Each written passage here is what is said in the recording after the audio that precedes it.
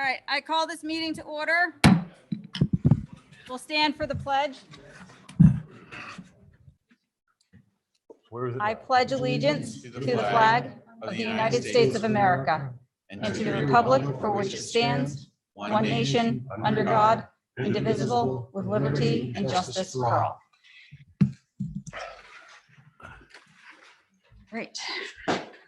Do I have an action on the minutes for October 6th, 2021? Move to approve. Second. Any discussion? Oh, and we're all in person. Yay. All in favor? All right. All right. Unanimous, fellas. All right. Manifest documents are going around. We have no nominations, no resignations.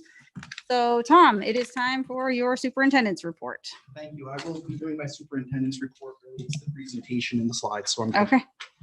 Wait on that.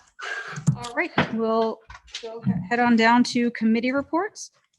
Policy. Hello, thank you.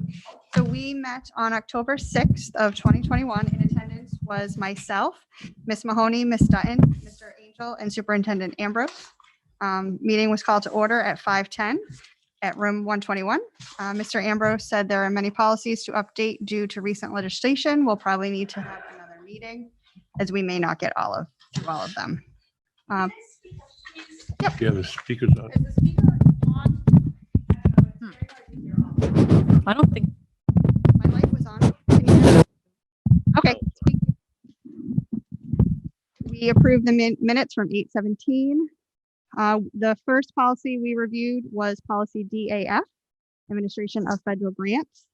We made a motion to send the policy to the board for first read. The second policy was BBS School Board Elections. There was no proposed changes, so the policy was sent. We'll be reviewing it tonight. The next was BBBC, Board Member Resignation. Mrs. Mahoney reports that she likes a description of the verbiage and it's much more definitive. Ms. Dutton and myself agreed. We made positive comments and moved the policy to the meeting tonight. The next was BBBE, Vacancies and Unexpired Term Fulfillment. Mrs. Mahoney had questions regarding the language, past vacancies and interpretation of the law. There was a discussion. And Mr. Ambrose will reach out to the attorney to get some clarification on some of the language. And we moved on to policy BEC, non-public sessions. There was no discussion and moved it to the first read. I'm sorry, it was a very long meeting. We moved on to policy BEDG, minutes, all members approved, moved it to discuss tonight. Next was policy EEA, mandatory drug and alcohol. No concerns, moved forward. Next was GBCD. There was no concerns, moved it forward. The next was policy IHCD LEB, advanced coursework, advanced placement. There was no concern, we moved it forward. Next was IMBC, alternative credit options. We moved that forward. The last one was ILBAA, and we put that on hold. And our next meeting will be November 3rd, 2021 at 5 o'clock. Thank you. Excellence in student achievement. Excellence in Student Achievement Committee met immediately prior to this meeting, and I will summarize that at our next meeting. The next EISA meeting is on Thursday, November 18th, not Wednesday, at 4:30. Thank you. Finance.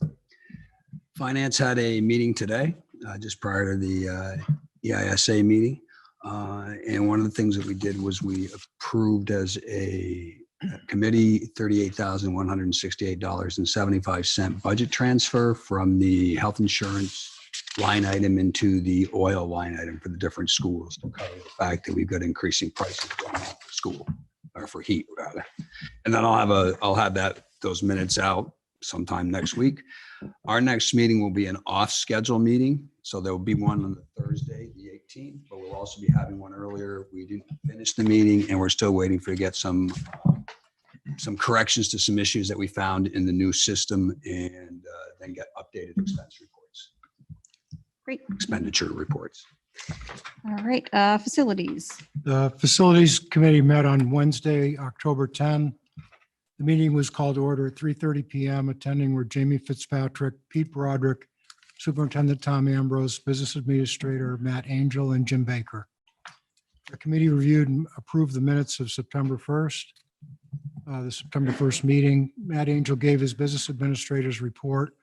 The new boilers at the Bakey school are almost ready to be brought online, including delivery and installation of the new burners.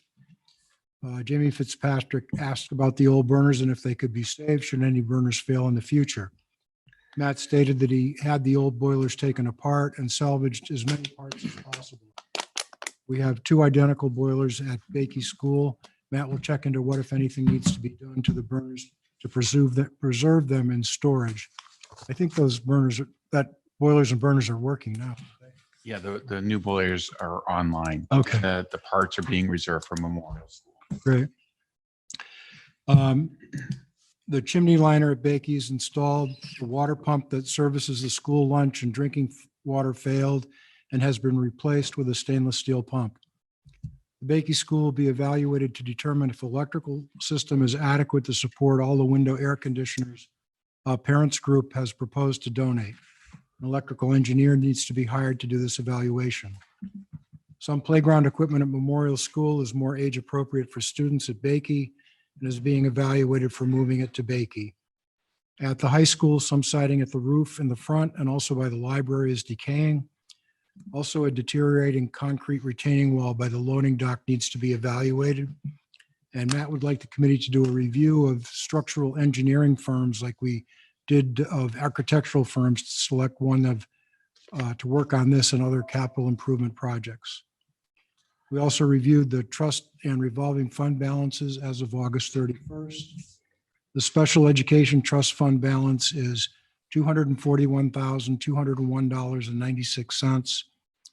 The capital improvement fund balance is $223,062.18. The unanticipated educational fund balance is $150,211.45. And the facilities use fund balance is $171,433.80. And the combined total is $785,909.39. Matt presented a report of the capital improvement plan for the years 2023, 2027, and submitted a list of multiple items for review, including estimated best guess costs and sources of funding. Actual costs on most will be determined by bid. The CIP covers a 5-year timeline for maintenance of facilities and replacement of equipment. Yesterday, in a call for preparation of this report, Matt stated the CIP will be completed soon and will be included in the strategic plan, which the superintendent has stated is nearing completion. The next facilities committee meeting is scheduled for Wednesday, November 1st at 3:30 PM. Please consult the SAU17.net website for access and location details. Public relations. The next public relations committee meeting will be on November 3rd at 4:30. Personnel, we met tonight at 3 o'clock. Shouldn't say tonight, this afternoon. We worked on 6 job descriptions that we will be bringing to the board. We're excited. We finally get to start doing some work. So that was great. There's a lot more to go. So we're going to try and get as many done in each half-hour session as we can and keep bringing them to you guys every couple of weeks. Our next meeting is November 18th at 3 p.m. SST. They have not met. Okay. Budget. The budget committee met on October 7th. Matt Angel presented answers to some questions that the budget committee asked him of previous year budgets in anticipation for the upcoming budget season. Mary Sierra Annie Collier asked again, looking for audits for the athletics and special education department. The budget committee is looking for a new recording secretary. And our next meeting is a joint meeting with the school board for November 3rd.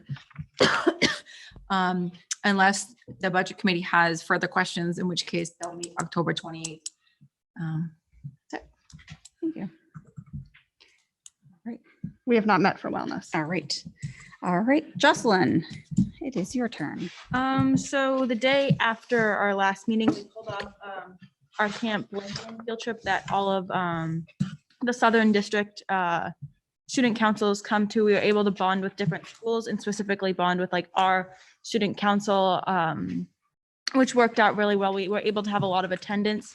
And it was the first event that we've had in 2 years. So we were able to actually work well with our group, in which we hadn't been able to do for a while. So that was fun. November 19th is the NHASC state meeting. It's at Pinkerton. Because of COVID, we will only be able to bring 15 kids, but we'll be fully masked and we'll be going to Pinkerton. Usually it's a Waterville trip, but this year instead we'll be meeting in the afternoon at Pinkerton. And we also plan to do trigger canning on Halloween, where we go to each town and trick or treat for candy. So that's it. Fun. Awesome, thank you. Yep. All right, so I'm going to suggest that we, to the board, that we move the first public comment to after the discussion of moving third grade and sixth grade so that we can have the presentation first, so people can hear what is being presented, so that the comments, some of the questions and comments may get answered during the presentation, so it may be more productive to have that after. We have 16 minutes until we have to go into our public hearing on donations. So I'm going to suggest that we move to 7.2, if the board is okay, and do the COVID school plan 2021-22, update to mask expectations for indoor school events, sports, games, fundraisers, etc. Patty and the principals. Thank you. Thank you very much. Dr. Haynes will talk about the proposed changes. We wanted to make sure that the board agreed and that we shared them at a public meeting. The biggest issue is indoor athletic events, particularly when we have folks from other communities, band concerts and other things. So she'll talk about that. Good evening, There we go. Good evening, everybody. So the one modification to the plan that was presented at the beginning of the year for coming back occurs in the visitors section of the plan, which, as Superintendent Ambrose just mentioned, any of the school-wide events where we have mixing of students from multiple buildings, students from different communities, in addition to adults in the building at the same time. So those would be athletic events. Those would be things like parent-teacher conferences, open houses, concerts, things like that. We want to make sure that everybody from the public attends and they wear a mask. That just ensures that we are keeping our safety at the utmost when we've got outsiders visiting. We are hopeful with the developments recently about the vaccinations for children from ages 5 to 11 that we're now entering a time when this will hopefully be able to really get back to normal. But until that happens, we are asking that the board approve that minor modification to the plan. Do we need a motion? All right. Move to approve. Second. All right, discussion. Jamie? So as I understand it, then this doesn't change for any students other than if there's a cross-student events and there's no more students coming in for like a band concert or something like that. Then the students would be impacted also? We don't really have cross-student band events, but what it really boiled down to, just to summarize, is we had the open houses for the middle and high school, and the building's pretty spread out. Some folks wore masks, some folks didn't. But then we had open house for Memorial School and the Bakey School. And at Memorial, people were really concerned because of the size of the building, that those people being close to one another, it was just really hard to socially distance. So we had a conversation and asked folks to mask up at the Bakey School open house, and they did. They were wonderful about it. So we thought that with now that it's getting cooler out and the buildings are closed, a lot of sporting events in the fall are outside. So it was less of a concern, but if we have large basketball games, if we have a band concert where lots of parents are coming, we wondered if we should have folks mask up for those events just to be safe. But we could also talk about requiring social distancing at those events. Masks aren't the only answer, but we didn't want to be inviting folks into the buildings from outside for large events without having a conversation about this. But it would not really change things for kids. So what I'm trying to say in a really long way is we're not going to ask the basketball team to mask up to play basketball. They're going to play basketball per the rules. It's the visitors that are mixing with each other that we're wondering about. But the visiting team wouldn't have to play. No, they would not have to mask up to play basketball. Okay. It's hard. This isn't black and white. Mr. Dawson, did you want to offer any insight?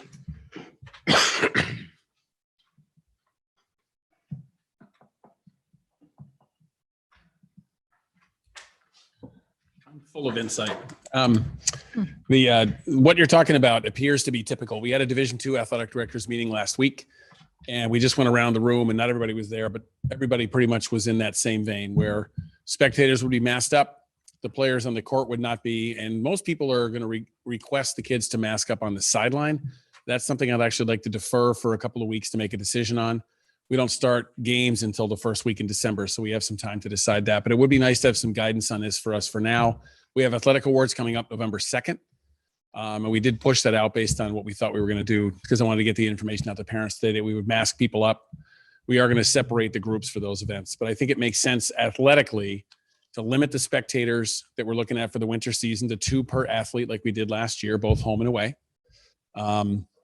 We didn't only home only, but I think we can go home and away this year. But at the same time, I would prefer to allow our spectators to choose their seats as they choose. It was an extremely difficult last year for me and really very wearing mentally to have to try to separate adults and tell them they can't sit with the people they're hanging out with every weekend, with their homes and things like that. So if we can let people choose where they sit, we have plenty of room for people to spread out and be farther away from anybody if they want to, as long as they're masked up. That's, not easy, but we can deal with that. And that would be something I would hope to do for athletics. As far as band and those sorts of things, Brian's hovering back here to tell you exactly what I'll tell you, which is to do his thought and the same thing we would do for the first portion of sports awards in a couple of weeks is the kind of Disney World rules where people are separated in pods. So family groups and you're spread out around the auditorium for performances and sports awards. And I'm going to limit I'm doing 3 sections of sports awards, not 1, to spread out the kids so we have fewer people in the auditorium. So that's what I would hope to do in the auditorium. We would hope to in the auditorium and in the gym, let people choose where they sit on their own because it's, it's a big room and lots of space. That would be my request. Okay. I know we moved the public comment. I think the hot button issue was the moving of the 3rd to 6th graders, but I don't know if anybody was thinking they wanted to speak to them. And I thought of that I was- after I brought I this. was just great point. thinking that. I don't know. Does anyone in the public did anybody come to talk on this topic or was it? The masks. masks for the public events. Okay. Okay. Thank you for bringing that up. It was crossing my Do mind. you as want to we hear were- from Mr. Stack about the band concerts? I think he. Okay, you Dawson good? Did a fantastic job. I'm good. I agree. I was just checking in with you. Absolutely. All right. So any further discussion? Yeah, Amy? just my thought process is a year ago, I forget when all this started. And we went back and forth about we had to give our kids a chance to have a season. And we voted to do that they could have their season and that we'd monitor it. I'm very much supported the mask option program. And I very much think that's what we should do for the kids. This is people coming in that are outside. I know there's raging debates as to how good masks are or aren't in preventing the spread. But it's a whole new cohort of people coming in and interacting and potentially puts the kids' athletics at risk. Because if if something transmits or happens in there and it happens to the kids who are sitting in the front rows and people are behind them, then we could put their season at risk. And I think that's probably not terribly likely, but the inconvenience is primarily for adults. It's primarily for a very limited amount of time. So I think that the request is reasonable. Any further discussion? All right. So all in favor? So Heather, myself, Jim, Tammy, Jamie, and Pete. Opposed? Maura. Great, thank you. All right, 6:23. Do both of these have to go for public hearing? Does the $5,500 have to be public hearing? Or can that be earlier? Sorry, there's very rigid rules about when we have to start public hearings. We have to start it right at 6:30 for donations. So we're trying to figure out the timing here. You want me to talk about my payment, my ACH payment? Yeah. Yeah. Great. Okay. All right. So I'm asking the school board for permission to pay vendors using ACH. Let's see if I can get my my report up. Okay, so we've implemented a new accounting system that I can pay our vendors electronically.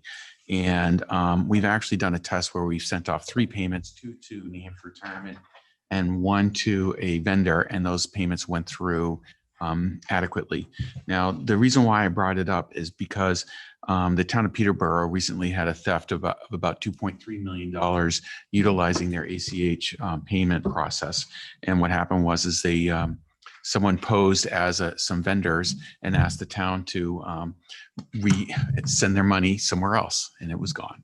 So we are implementing some processes to combat that, such as making sure that well, I don't know if I should really discuss it in a public meeting, but basically we're going to be interrogating any requests that are coming in, and we're not going to accept anything via email. It has to be done by mail, fax, phone, and then we're going to verify it with the company independently. Okay. Those are changes that come in, right? Any changes. Yep. Now, the fiscal benefit to us is really, it's going to be the elimination of doing, we're not going to mail anything, because I'm going to ask any vendor or every vendor to accept payment via ACH. So we're going to remove mailing or postage costs, envelopes, stuffing envelopes with the checks and the invoices. That will all go away. It's only going to save about maybe an hour, 2 hours every other week. So, but this is the process where we want to go.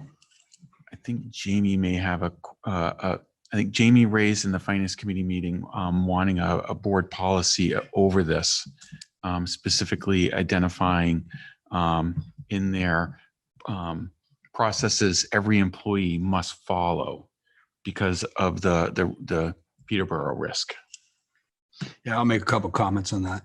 So we should have a policy that people train on and people sign off on the training on, and the policy should have redundancies to make sure that this is how we validate an ACH, and this is when you get a request in, it can't be by an email.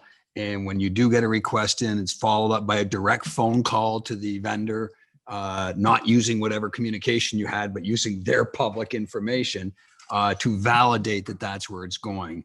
So I support using ACH. It's moving forward. It's more efficient. But we need to make sure that everybody in the office that has responsibilities in this area understand the risks involved. Scamming, phishing, all this electronic things are out there. They're getting worse and they're getting more sophisticated. So we have to make sure they understand that it doesn't matter that it looks like it's an email from Superintendent Ambrose coming in directing them to do it. None of that matters. You don't do it unless the person comes in with the document and until after you have actually called and validated it with the company to provide some type of redundancy protection so the money doesn't go where it shouldn't be. And we should document that and train to it and have people sign off on the training. Matt, you mentioned in finance about the risk of the way we're doing it now with capturing routing numbers and that sort of thing too. You want to expand on that a little bit? Okay, so currently our checks that we issue have all of our routing information on the bottom of it. So people could throw transactions against our bank accounts. Okay. However, we do have a product with the bank where the transactions will pop up on our system and we have to actually authorize them. So we can block fictitious transactions, and I think we got 4 last month. Oh, wow. So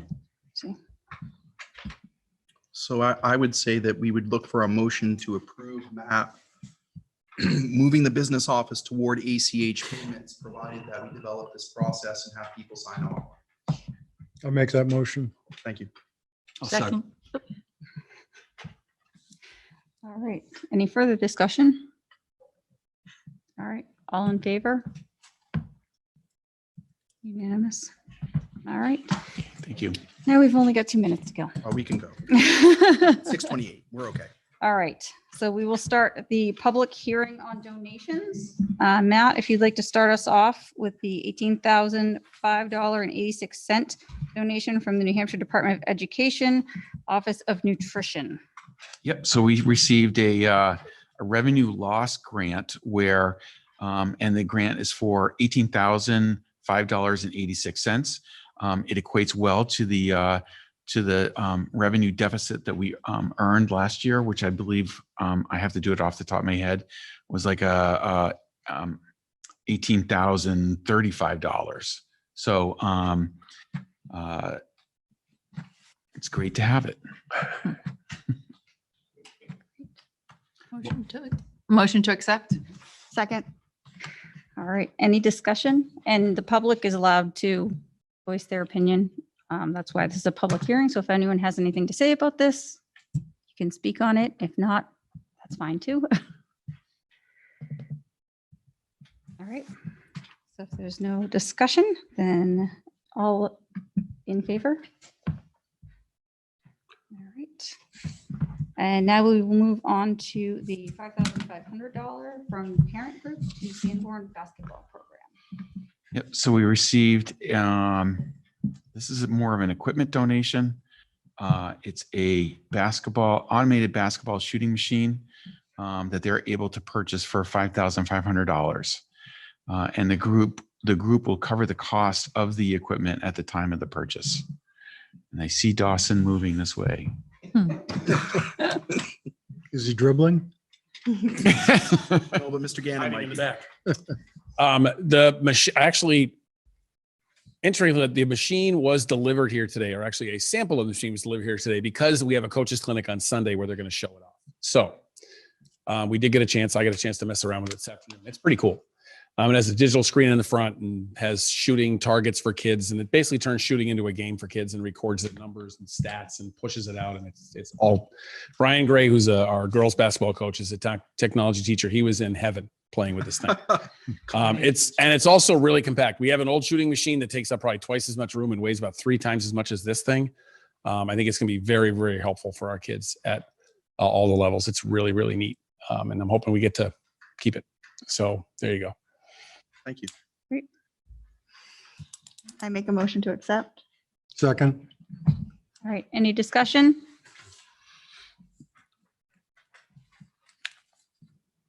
All right. All in favor? Unanimous. Okay, great. Thank you to the parents group. Yes, Yeah, thank you thank so you. much. All right, now we will move on to your presentation. Okay, great. Thanks. I'll go over here because the slides are mobile over here. And I'm gonna move this.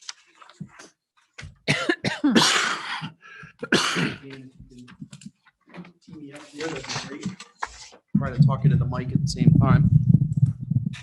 Is there a remote for this, Dan, or is it, I can kind of do this type of thing, you know?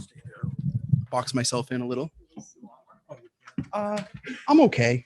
It's not a large crowd, so we can.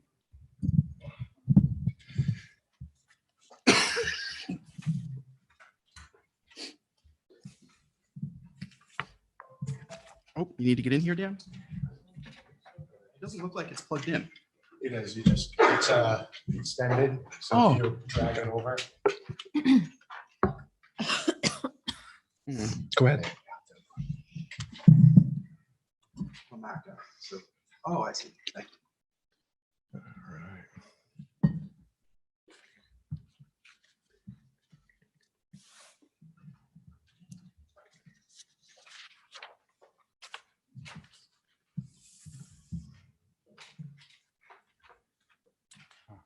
All right. Good evening, everyone. First of all, I wanted to thank everyone for attending this evening. The administration has spent the last few weeks really in kind of a conundrum. We are trying to figure out what to do because we're facing a couple of unique obstacles. The first unique obstacle is the COVID pandemic, and we'll talk about that in some of the slides. The second unique obstacle is the fact that the Biden administration is proposing adding universal kindergarten, pre-K, to public schools. Those are two things that no one could ever anticipate, and they're really, really complex. We're going to share some information about that this evening and some ideas. I want everyone to know the board is not making a decision at this time about this matter. The point of bringing this up was because people shared with us, and me in particular, that they were very unhappy with the reorganization process and that they didn't like that they felt that things weren't transparent and open in the public. So the administration and I talked about that and said, we think that the best thing to do is to put a video out and put a clear notice out that we're going to discuss this separate from the budget process, because this situation does have a budget impact and we knew that we'd have to address it in the budget. Instead of rolling that into the budget process and having it be a part of those meetings, we felt that it was better to alert the community and ask for your input so that we can have a collaborative process to solve this problem. So here are some of the things that have come up. In this presentation, I'll be talking about a number of things. The first is the rationale and drivers for this conversation. The second is the staffing. The third is facilities, transportation and athletics, and advantages and disadvantages. Hopefully this will answer a lot of the community's questions about this process. The essential question that we're struggling with is, should the Sanborn Regional School District move grade 3 to Memorial and grade 6 to the middle school? And sincerely, we don't know the answer to that. We are looking for input from the community to figure out the best solution to this problem. And we're doing this proactively. It is not an emergency today. We are worried that it may become an emergency if the Biden administration adds universal pre-K, and we wanted to give everyone ample time to consider this problem. Our current demographics at the Bakey School is 401 students. At Memorial, we have 255. At the middle school, we have 204, which is grades 7 and 8. And at the high school, there's 567 students. As you probably remember, a few years ago, we hired NESDEC to do a study of our district to help us to figure out how to best utilize our facilities and make decisions about future planning. The NESDEC study yielded that we had a significant number of buildings for a relatively small number of students. We had about 1,600 students at that time, and we were running 4 campuses plus the seminary. The NESDEC group projected prior to COVID that the Bakey School would be at 372 students this year. I provided for you all the data of the previous 3 years based on the NESDEC study. There's tons of data in the study, and you can find that on our website if you'd like to read the whole thing. But the basic gist of the situation is that each year, we've kind of gone way up and down. It's been a little bit of a yo-yo because of COVID. We had a lot of students that homeschooled last year, so we were actually down 23 students from the NESDEC projection, and then we rebounded up by 31 students for a total gain of 54 students from one year to the next. I just want to make sure everyone understands that 54 students is it's 3 to 4 classrooms. So when you're thinking about classroom spaces, that's a lot of classroom space when you have elementary students. There's plenty of room at Bakey for this number of students. That's not a problem. The problem is if you add 4 more classrooms for universal pre-K. No one could ever see that coming. Adding a whole grade to a public school system hasn't happened in a long, long time. At Memorial, they've stayed right at or below the NASDAQ projections. The projection for next year is that they're a little bit up 35. And during the COVID pandemic, they'd been right below what the projection was. At the high school, middle school, NASDAQ projected that that we would be at 679 between grades 7 to 12. And currently we are at 712 for next year.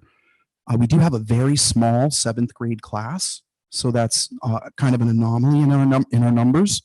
That 7th grade class has 68 students, and that is a kind of a blip in the radar. We were planning on approximately 80 students per class prior to the pandemic, and a number of people have moved into our community because of remote work and the ability to live here. And so we're not far off, but we're at about 100 students per class. It's important to note that during the NASDAQ study, they made a clear point. They noted that at Bakey, the capacity exceeds the projected enrollments, which is a really fancy way of saying there's enough room at Bakey to move grades pre-K 3. But they said that the 10% capacity cushion would not be met in 1920, 24-25, and 27-28. So what that means is that we wouldn't have room for a full 10% change in our numbers. So NASDAQ gives you a number of students that they expect the building to have, and then they give you 10% room for additional students that are unanticipated growth. So they build in a 10% cushion to try to help the school district make decisions. So as I said before, due to the pandemic, Bakey's capacity has been a little bit above the projections from NASDAQ by approximately 10%. And they made it clear that those projections may fluctuate by 10%. They were transparent with us about that. We knew that going into this. I also want everyone to know that the middle school, high school can accommodate 950 students and still have 10% left over. The current enrollments at the middle school and high school, if you see them here, are 712 for next year. So I'll say that again, the middle school, high school was predicted as being able to hold 950 students and still have room for 10% growth. And next year, they're projected to have 712. If the 6th grade were to move to the middle school, the enrollments would approximately be 809 students, which would give room for another 141 students while still maintaining the 10% growth. So that's why we're here. What would be the best thing to do? If we realigned the district and moved 6th grade to the middle school and 3rd grade to the Memorial School, Bakey would be at 307 pre-K 2. Memorial would be at 278, not much of a change. The middle school would go to 267 because remember, we have one really small grade of 68 students. So it'd really be on average closer to 300. And the high school will continue to be 542. So the rationale and drivers for this process is that the Bakey enrollments, Bakey is steady with regard to enrollments. It's not quite declining as predicted, but it's full and it's okay. It can be that way right now. Dr. Kenneth's going to talk about it in just a moment. The possibility of universal pre-K being mandated by the federal government is one of the reasons why we're here, because we'd have to find space for 4 more classrooms at Bakey. And the academic, music opportunities, and athletics for grade 6th are a conversation that we need to have as a community. Staffing. If we moved grade 3 and grade 6, Bakey would move 1 grade up, approximately 100 students, and the middle school would gain approximately 100 students. Bakey has 2 guidance counselors for 400 students. 1 would move to the middle school. And we added a special education coordinator position to the Bakey school that would become a middle school assistant principal to help with discipline and transitions into the high school building. Special education staff would move based on IEP need. Oh, and for special education, there wouldn't be any additional positions. They would just move across the district accordingly. For facilities, if we move third grade to Memorial, Bakey would gain the additional space that would be needed should we have to add pre-K, but it would also give the building a little bit more room to breathe if we had up more students enroll. And there'll be no changes at the Memorial School. Moving sixth grade to the middle school will require the middle school to utilize the majority of the remainder of the second floor of the middle school. It would be about 4 or 5 classrooms would be moved to the middle school, and we would move the wall up the hallway to the correct spot to make that work. And I'll show you in a map in just a second. The middle and high schools will need to be flexible with regard to shared staff and space in an effort to maximize the resources for student benefit. And the board should debate whether or not adding a multi-stall bathroom to the second floor wing and adding additional small instruction office spaces are necessary. So some classroom spaces at the middle school would need to be have a wall put up to make them 2 spaces instead of 1. It's minimal cost. The multi-stall bathroom is something that needs to be discussed. Okay, so the bathrooms. We added a $250,000 gang bathroom to the first floor of the middle school.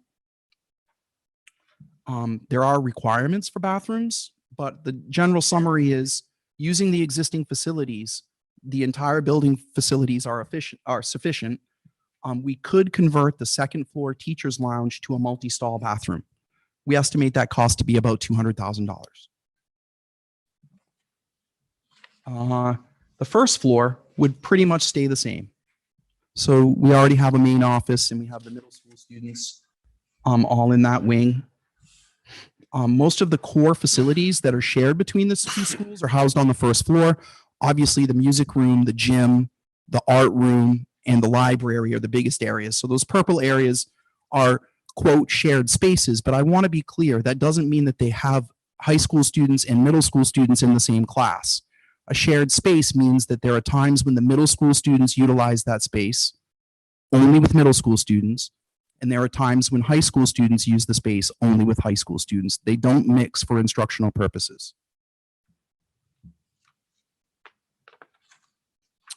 The second floor would currently only those 4 or 5 classrooms on the right-hand side are middle school. A few more of them would go to the middle school. So if the board determines that this move would happen, then we would move the wall down the hallway and absorb some more classroom space for the middle school.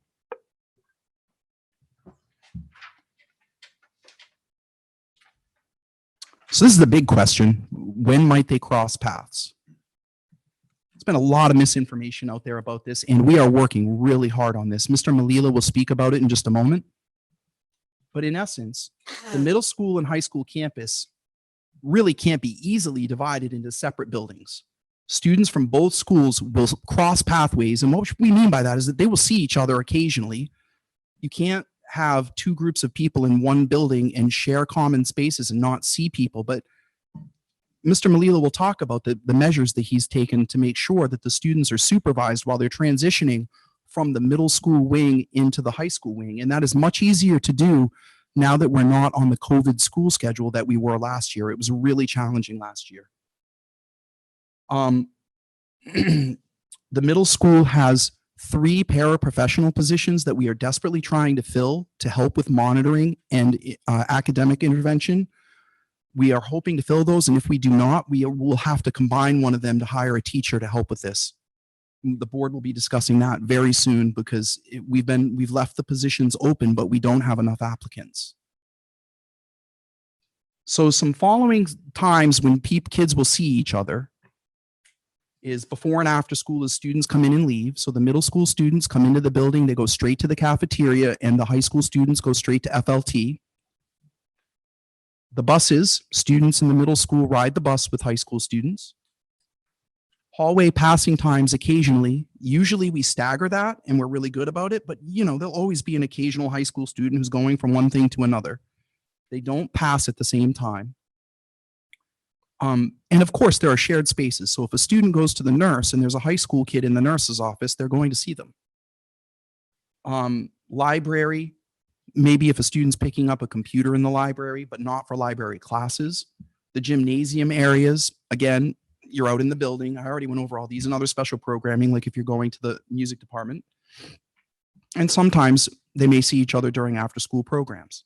The majority of the day, the middle school students are in the middle school wing until they go to specials, art, music, PE, and other courses that are in the outside of the building, the outside of their instructional space, their wing. So we decided that we needed to be really clear. We're going to define separation. Separation means that middle school students will not have classes or lunch with high school students. This is happening. Their core academics happen in their own wing. That's what's happening.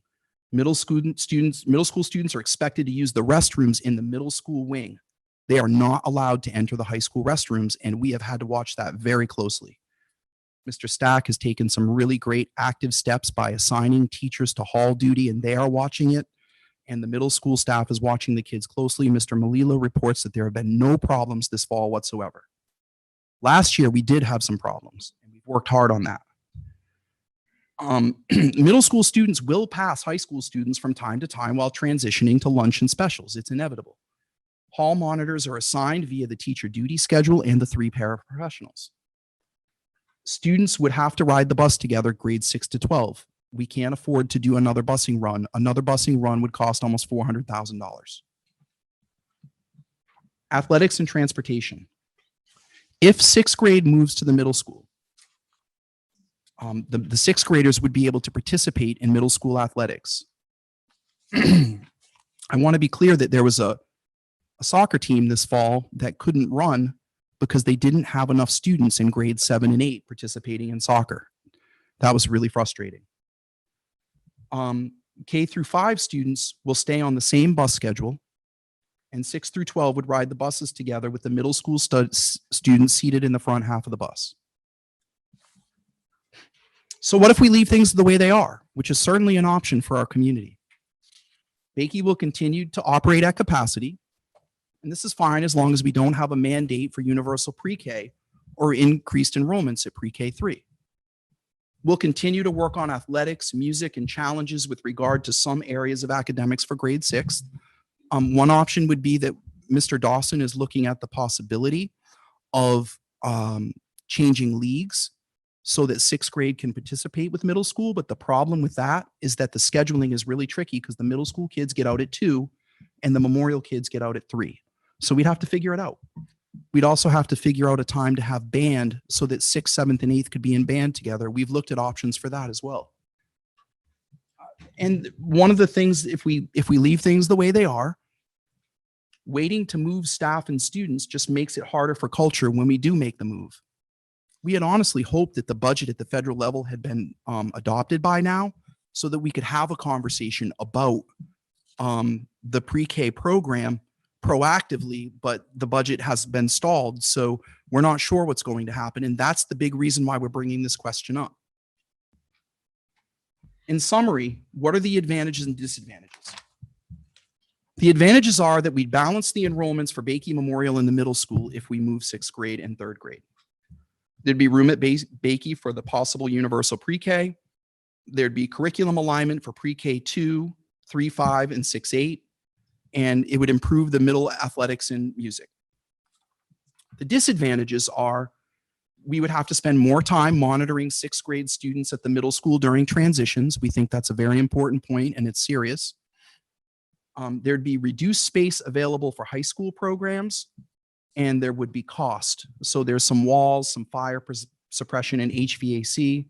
There's the salary difference for an assistant principal. And if the board chose to add a restroom, which again is a choice, there would be cost for that. So overall, that completes my presentation or our presentation, but I did want to take a minute and invite Mr. Kenneth to talk about some of the challenges that he sees at the Bakey School, and then Mr. Molila to talk about some of the things that he's been doing to make the middle school safer and more comfortable for our 7th and 8th grade students. Mr. Kenneth?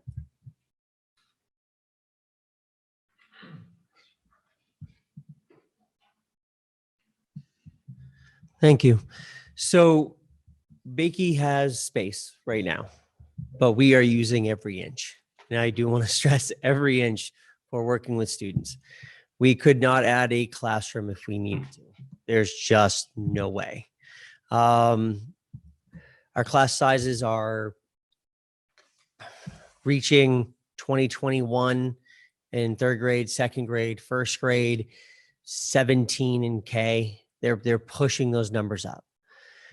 Some of the challenges we're seeing with students, they haven't been in school. They really haven't. Our third graders are the only ones that remember a full year of school.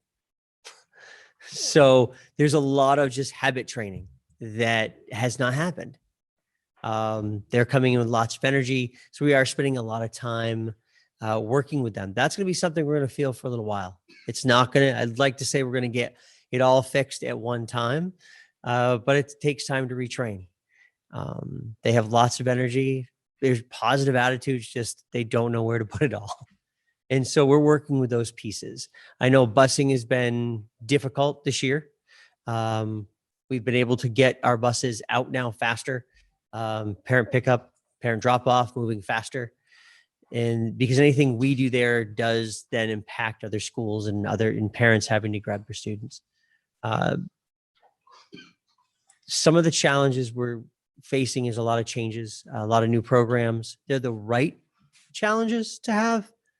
You need to make sure that you're hitting that mark. That's what we're here for. We're here to educate. We're here to hit a mark. Every student that we have to try to hit every student 2 grade level marks every single year.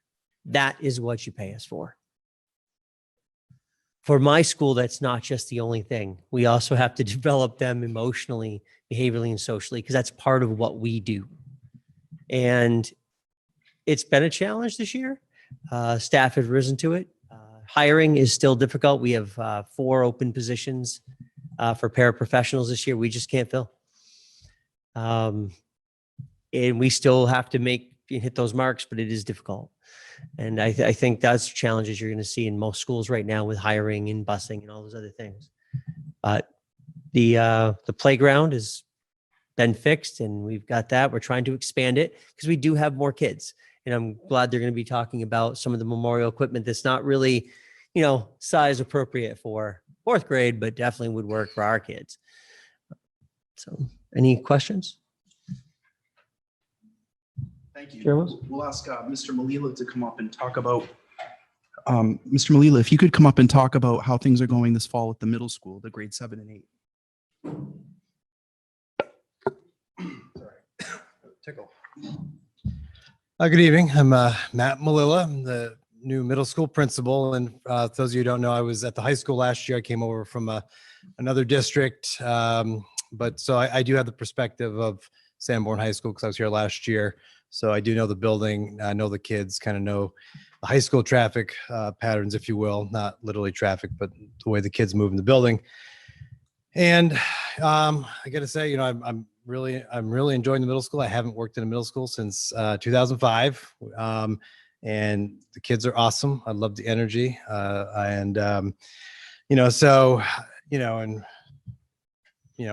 My number one priority is making sure that they're safe since day one. So you see me every morning, I'm out front, greet the kids when they're coming in. My staff is great. They watch the kids as they go from when they enter the building in the main middle school entrance down to the caf for breakfast. They monitor that. We have probably 6 adults, maybe more. I don't know the exact count in the caf in the morning. And they have breakfast, 7:20, they head to the middle school, and that is also monitored. I'm there every morning. I'll be there every morning all year. Then they spend the morning really in the middle school. The only time they really leave is if they have to come down, as Mr. Ambrose said, to grab maybe a loaner, meaning a Chromebook they need to borrow, charger or something, or go to the nurse. Lunchtime, similar situation. We have, I'm always out before they leave the middle school. I'm at the exit of the middle school to, number one, make sure they don't run down the hallway. They'll have to run to the caf. But we have staff already in the caf. Staff are there ahead of them. And similar to the morning, we've got at least 6 adults, it's more in the cafeteria area to make sure they have a lunch with just middle school and no high school students there. Same thing when they leave. Monitor them the way out. If it's nice, we go out for a recess. Again, that's just middle school recess. And from there, they usually head right back into the middle school for a short period of time before they go to UAs. UAs, as Mr. Ambrose said, that is a time in the day when there could be a little bit more opportunity for passing. There isn't common passing time, but there could be a high school student in the hallway walking to the restroom. It just what it is what it is. Because for UAs, our students will have to go down to the art wing or the music wing, or down to the gym area for a wellness class or PE class. So, and at the end of the day, we supervise them on the way out. Again, everything Mr. Ambrose said was spot on. We are being very diligent about supervising. Is it a perfect system? And can't be, right? I mean, if someone, but overall, I think we're doing a pretty good job. And you should know that my number one priority coming to school every day is keeping your kids safe. So that's really all I had to add. Mr. Molila, have there been any discipline issues between high school students and middle school students since the beginning of school this year? Not in the building, no. There may have been some minor things on school bus that were just really minor. I'm just being honest, but it wasn't. I don't think it led to discipline. But Thank you. Yeah. Thank you, Mr. Molila. Next, I'll invite Mr. Stack up to talk about the potential impacts to the high school.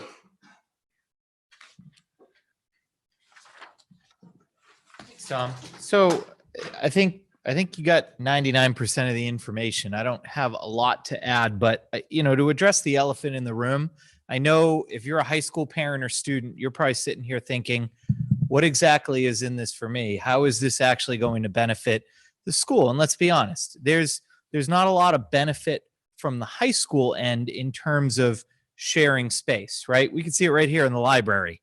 We used to have a library that was really big. Now it's split in half so that we can have 2. But what we're doing at the high school and what we've been doing for the last 2 years is making sure that we can use the space efficiently so that we don't reduce any of the programming or opportunities for students.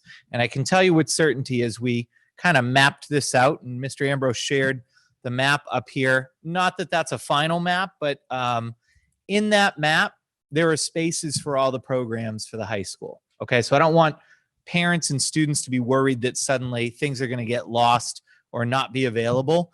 The middle school and the high school, we work really closely together to try to align schedules and share resources because it benefits both of us when we can do that. When the middle school moved up here, I think about the things that we gained. We gained a second nurse on the campus. We gained additional unified arts teachers that were available to teach high school programs as well as middle school programs. We gained equipment.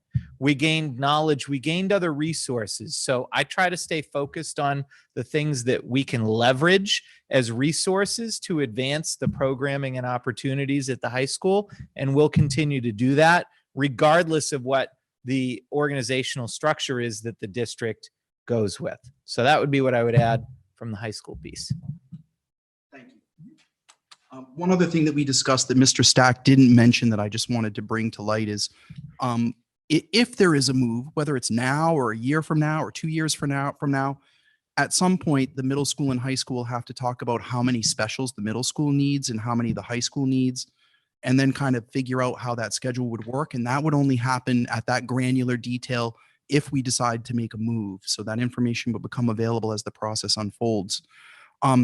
I did want to take a minute to invite Mr. Mccluskey up to talk about Memorial School and the challenges that he's faced and some of the things that he thinks about ideas for moving forward.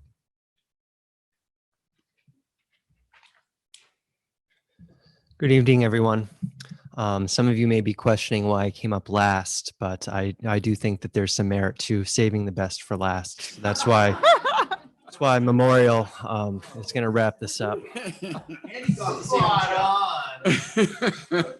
Thank you.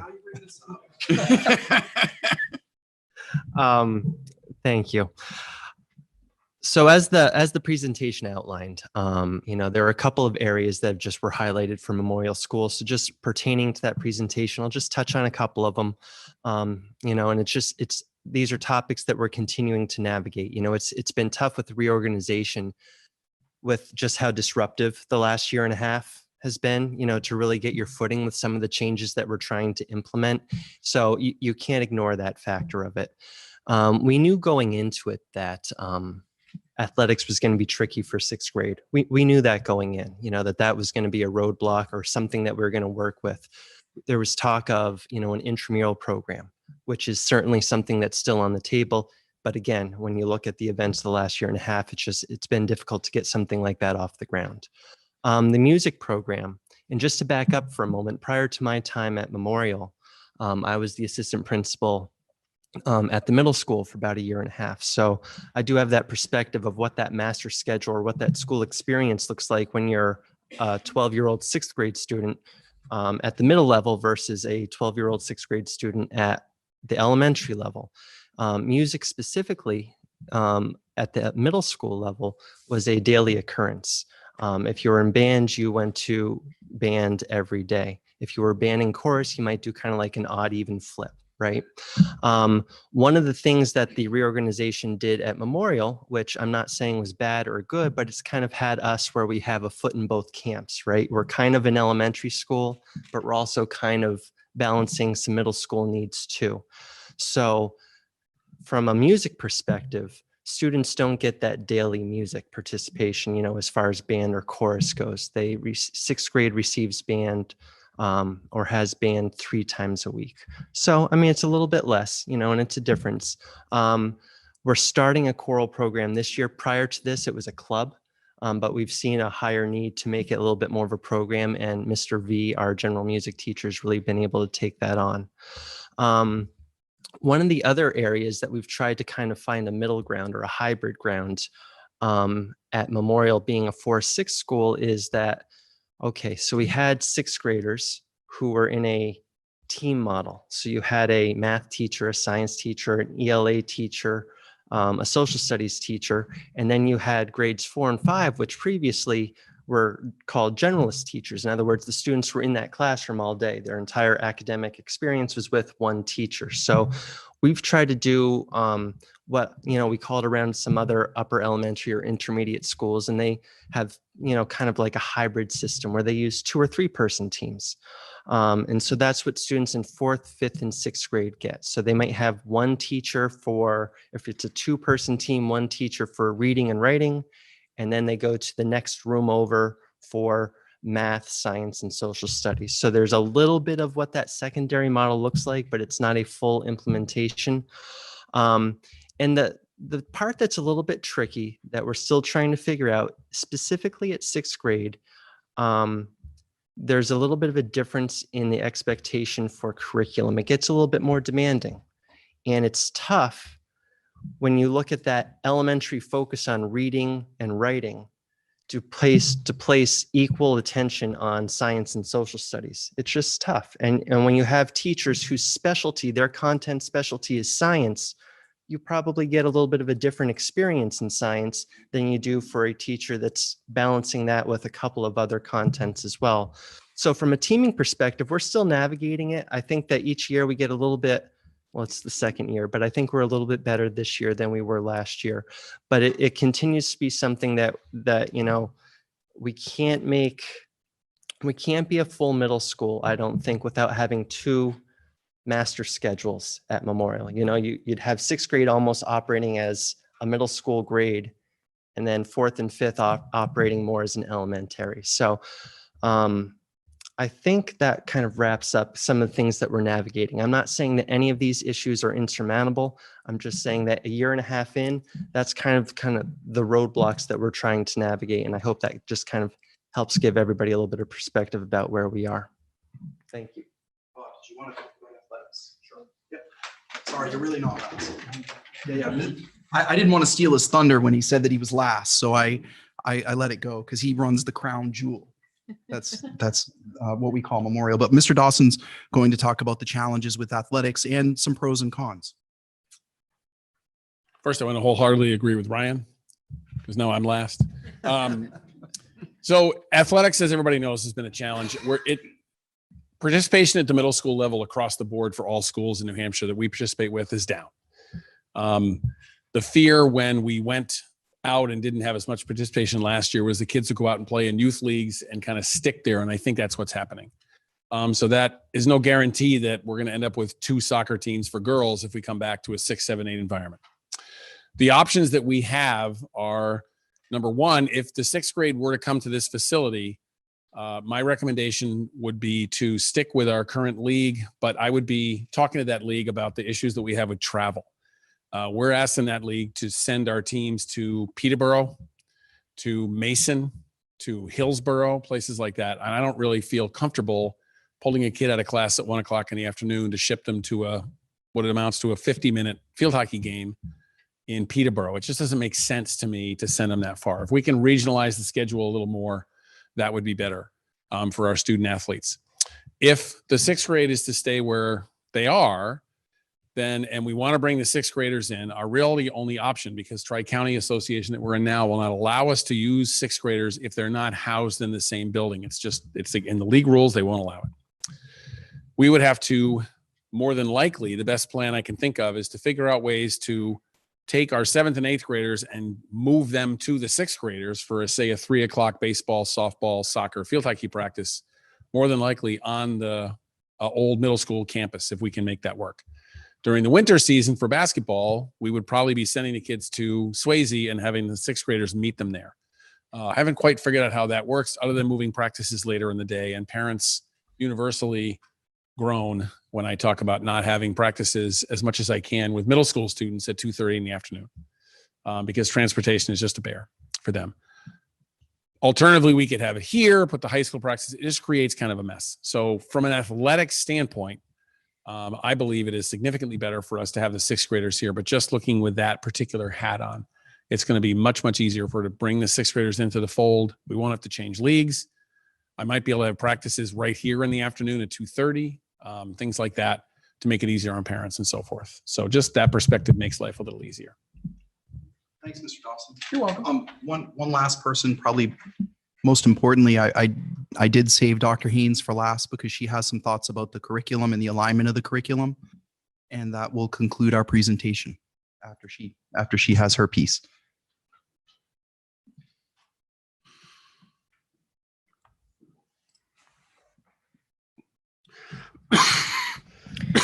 So curriculum and instruction continue to be some of the challenges that we work through, no matter what our configurations are going to be. We want to make sure that all of our kids are learning at the best levels. And I think that Ryan, when he spoke, really got to the heart of the issue with the configuration, the way it's set up right now at the elementary level.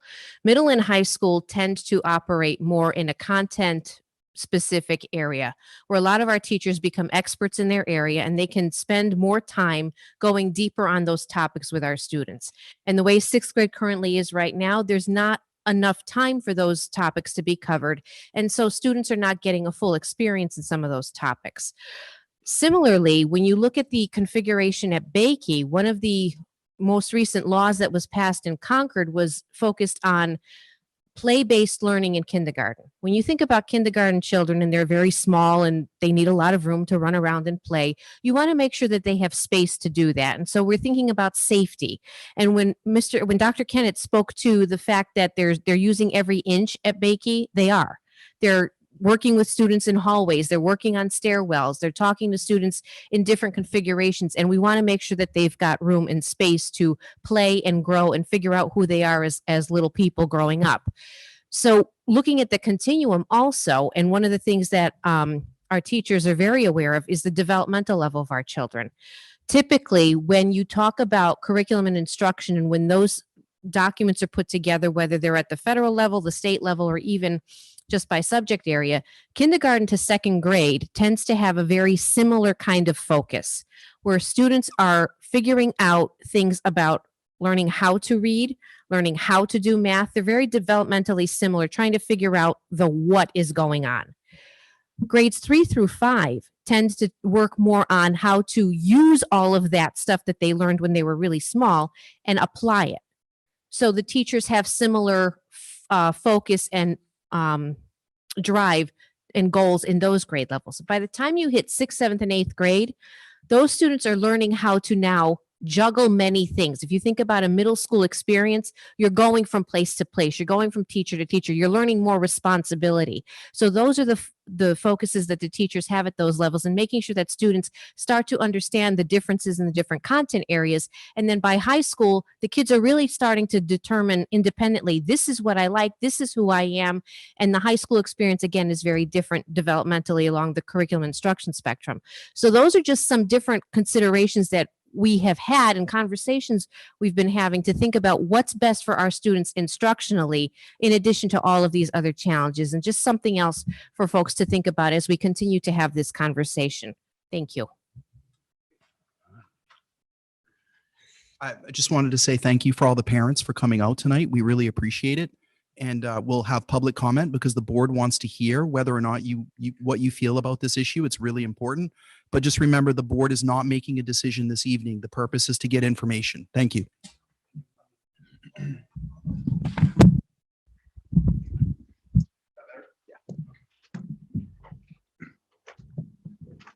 All right, so before I open up public comment, I just want to remind everyone that when you come to the podium, you need to state your first and last name, the town you're from, and you have 3 minutes. And I'm going to do like I did before, where I have this really obnoxious timer on my phone, so everybody knows that we're staying on track here. I'll try to give you a heads up when you're getting close to your time, and that's how we will proceed. So, all right, we're good to go. JJ DeFio from Newton. Hello, thanks for having the time to have this meeting and hear the community's opinions. I'd like to make my thoughts and opinions on it known. As a student, I am strongly opposed to the idea of moving the 6th graders to the high school campus. There are a few reasons. I'll cover the most two because I'm time constrained. The first thing is that I don't know how you're going to fit the 6th graders into an already crammed middle school. And if your solution is to take more room from the high school, then I don't know where you're going to get that from either. There are already math teachers in the science wing, social studies teachers in the English wing, and organization of the school is already really not ideal. And to cram the amount of teachers we have now into the building and to take away any more classrooms, even if on paper it may seem okay, in practicality is not, based on my observations, a very achievable goal, and would obviously cause severe issues if come September or August, there aren't rooms available for teachers. That would cause a real problem. Not to mention, taking more space from the high school would be moving the wall upstairs, which would cost more taxpayer money, just because we just finished that a few months ago, or within months ago, and we would have to move that, and that would cost more money, and we've already spent money on this. And I think that that's not a very effective use of town tax dollars. Secondly, and what I think is much more important, the mixing of high schoolers and middle schoolers is happening, like it or not. It really is a lot. The superintendent mentioned this in his email and his presentation, and said that the problem was mostly arising in the bathrooms, in his email at least. And I'd like to just say interaction is happening in every piece of the school day, every piece, during transitions, arrivals, in between lunches, and even during some classes where scheduling has forced middle school students and high school students to share the same space at the same time. This is happening in places like gym, chorus. This is a real thing that's happening in the school. I can't see a legitimate way in this plan, at least that's in the packet, that is planning to address even a fraction of these different ways that interaction is happening. The superintendent also mentioned in his email that they were looking to hire 3 new paras to help with enforcing separation based on their new definition of it, but that won't really help that much. Hiring more paras to do that job was part of the original moving plan that moved the 7th and 8th graders here, and that has not really helped any. Why is this interaction bad? The interactions have the ability to be catalysts for things that are not particularly good to happen to or to fall into the hands of younger children. And that definitely does happen, whether we like that or not. And adding 6th graders to the high school campus will only amplify the issue, causing scheduling conflicts, more middle schoolers, and thus more interaction with younger kids, which is not a good thing. There are more minor reasons, but those are my largest concerns, and I think the school board should focus on them. This whole situation is because of a lack of long-term future proofing from district administration, and I fail to see how this move will be any different in its variability as the first one. I hope Sorry. the school board will hear my concerns. I want to say thank you. And would you, Mr. Molila, would you schedule a time to meet with this young man because he did a great job, and I'd like you to talk with him about the concerns? Where's Mr. Molila? Thank you, Mr. Molila.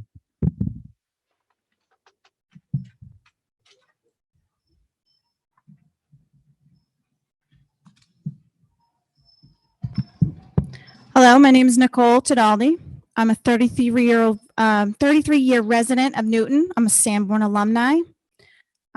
First, I would like to say that I'm not really happy with the way that this presentation is presented in regards to pre-K.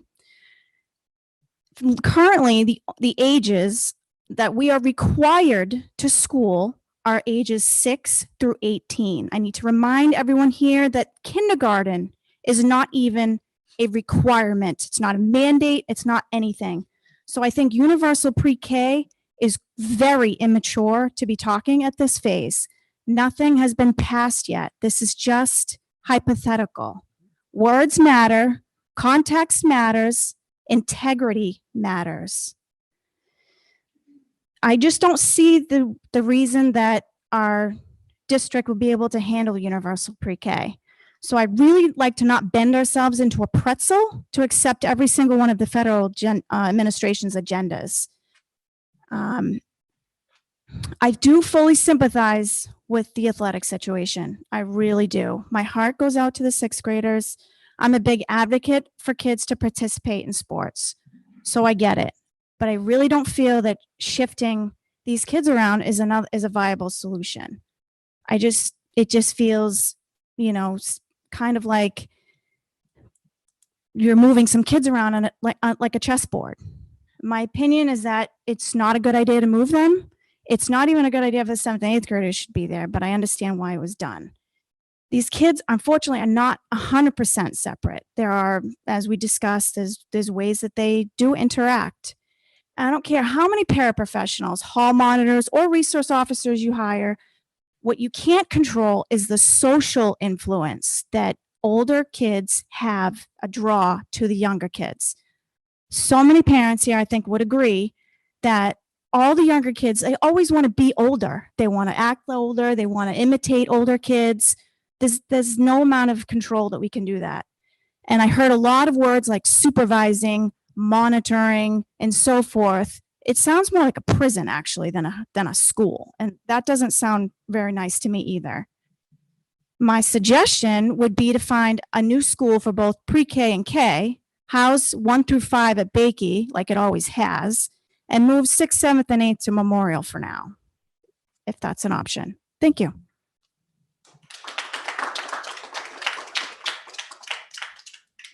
Your last name for me. Sure. TEDOL. Thank you.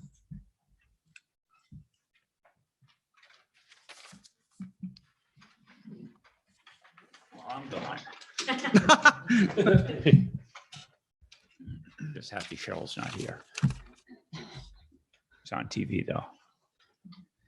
Michael Gannon from Kingston. I guess I'm going to echo a little bit of what Mr. Dawson had to say. I'm here just to talk about athletics, which is why I wore this jacket. And it's clean.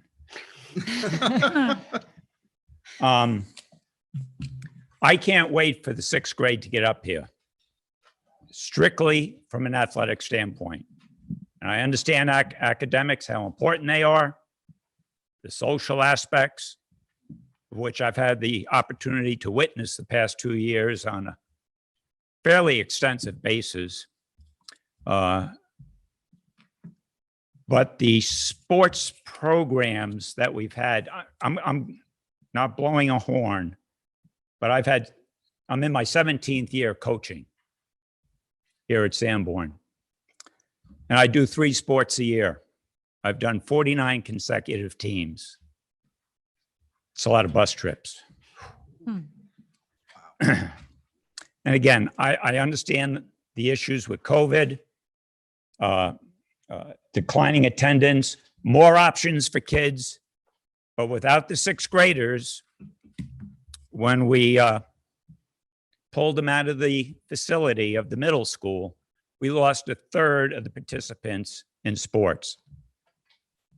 Mr. Dawson mentioned we had this phantom soccer club, or maybe one of you did. I was the coach of that phantom team. We started out with 8 kids. It was a co-ed team. Co-ed. Grade 7 and 8, right? Wow.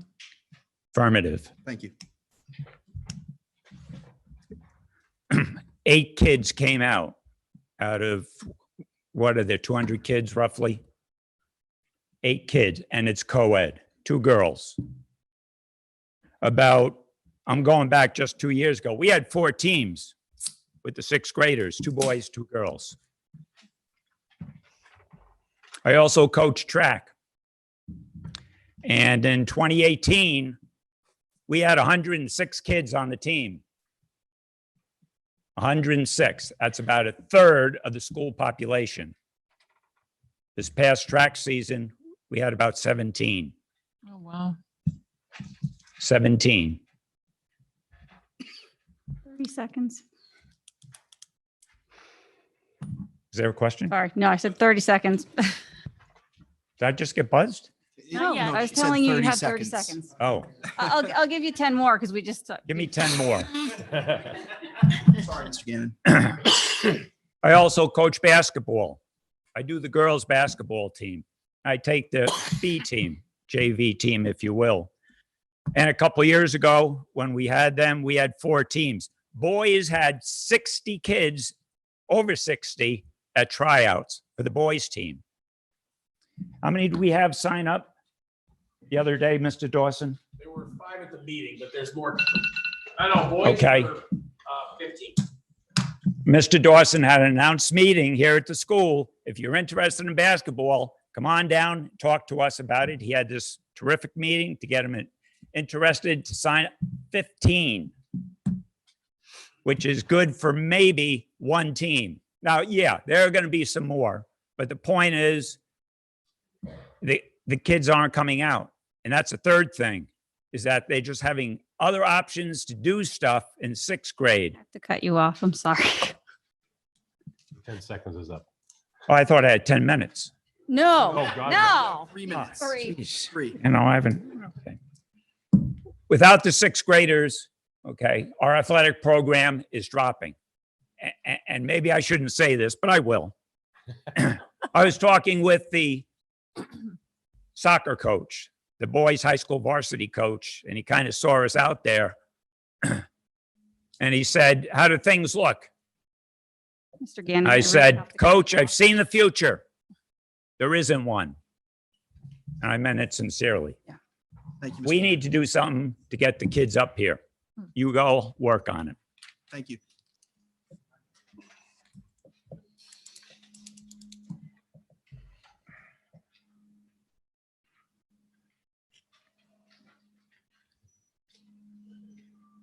Hi, I'm Mary Feener from Newton. I wasn't prepared to speak at all, but I agree with Mr. Gannon. The sports, we need to do something about the sports, and the sports are going to help the mental health issues that are going on, the socialization. These kids need this big time. But I'm also not in favor of moving the 6th grade up. I have no dog in that fight, so I'm beyond that. But I have a middle schooler now who was impacted by this change. And I think the problem is, financially, we made the right move. Socially, we made a bad move. And we need to fix something. These kids are struggling, and thank goodness for sports. But I've got a kid who's talking about a co-ed team maybe for basketball because there's not enough players. And sports are wonderful. And we really need to think about, I know we need the social end of it covered, which we really seem to be missing. I know we're here to educate them, but it's all relative. And then we also need to think, I don't know how this is going to relate, but I don't really see that we have the space here. I know we can say we do, but it just doesn't seem it. The middle schoolers are crammed. Mr. Molila could certainly use more help. They need more help. These kids needs support to grow in the middle school. And you also, I know there's been rumors about some 6-block changing to bring up our test scores and academics. And I think there's a special group that I need to sit with and hear more about. I don't know enough, but I think we're talking about getting rid of electives, and we just need to really think about all the students that are struggling and the students that are excelling, and find a way to socially support them and educate them safely.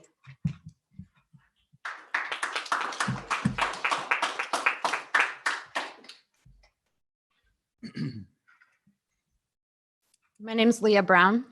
I'm from Newton. So on the mental health thing, I don't think you're going to see an improvement whatsoever. I think you're actually going to see a decline in that. Putting 6th graders in the high school, you're mixing 18-year-olds with 11-year-olds. Like somebody else said, they're highly influenced. For one, you already have issues with bullying to begin with. I've reached out multiple times because my daughter, who's in 5th grade right now, has been bullied since kindergarten. And to think of that happening in high school, I went to high school here. I know, just with the 4 grades that were here, there was barely enough room for all of us. That was a time ago, but you're going to have 7 grades here, and they're going to be mixed no matter what. And you're going to deal with bullying. And when I was here, I know nothing was done. I had my parents calling the school time after time, and heads were turned. I ended up being taken out of school. You're going to see this intensify like nothing else. And then what's going to happen when these kids' mental health go down and down, and then the suicide rate goes up and up because of all the bullying? I don't think it should be a factor because of sports just to bump the 6th graders up. You'd have to have multiple school officers in this school for 7 grades in one school. Would have to look at all different options. Like, what about modulars for some grades instead of using the money to put up walls? My first year in high school, we were at the seminary and we had modulars. Or put this 6th grade, keep them at Memorial, put 3rd grade at Memorial. We got to look at other options other than bringing another grade here. On the bus, what about the relationships that could happen between an 11-year-old and an 18-year-old? These are all options that are very scary to think that my 11-year-old will be coming here next year.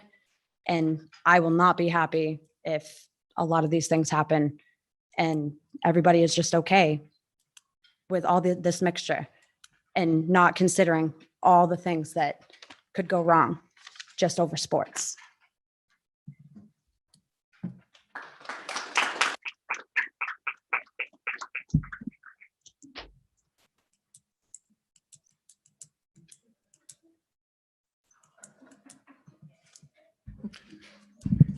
Good evening, Chris Bashaw, Kingston, New Hampshire. I am a father of 3. I have kids in 4th, 5th, and 6th grade currently. And I have also, just a note professionally, I have sat on the SAU 17 school safety committee for some issues that come up. I just want to start off by saying I don't have an answer. And I do have a unique ability to probably give everyone here something tonight to disagree with. So I'll throw that out there. I did want to share a couple of experiences. Is that I did have a unique opportunity to go to school in 2 different school districts when I was growing up. One of them was a more traditional, it was actually a K through 8 and then a 9 through 12 situation. And then I also went to high school and middle school in a school that had a shared middle high school with 6th, 7th, and 8th graders on the top floor and the high school on the bottom floor, and a lot of common shared spaces such as cafeterias, gymnasiums, art classrooms, home economics, those types of things. And, I never really noticed any issues between the 2 that would really ring out to me. Now, ideally, I do not like the idea of the 6th graders really being with the high school students. In an ideal world, I wish that wasn't needed, but we're not such an affluent community that we can just will everything that we want. And if we were such an affluent community, I think a lot of us would probably be pushed out of here and not be able to raise our families here. So I understand the delicate balance that we have. I will say athletics was very important for me growing up. And as somebody who has a sixth grader right now who cannot participate in school athletics, they are going out to other private programs, and who knows, they may miss their opportunities to get migrated into the school athletics program, which I know for me was a big thing. It's probably the only reason I made it through the academic portions was my motivating factors to be able to participate in athletics. So I do think it is important, even tied into the education piece. I will say from professionally, from the social dangers, as well as the potential physical dangers. One of the things I see more and more often, and I have more concerns, I'm less concerned about the potential lack of physical barriers between these age groups, whether it be even on shared buses, which I grew up with 6 through 12 on buses, and the things I've seen, and I understand the world has changed. But I will say I think our kids are in larger danger from the lack of barriers that most of us allow our children through communications through cell phones, smartphones, and social media platforms that I think bleed over into personal and school life. So I'm actually if we get forced into a situation where we have to make a decision, I'm much less concerned about the physical barriers that I think are more manageable than the items that that we're allowing to happen outside of the physical brick and mortar building. So thank you. I know if we had more time, I'll more to talk on something else at some other time, but I do like to bounce around a bit. Thanks.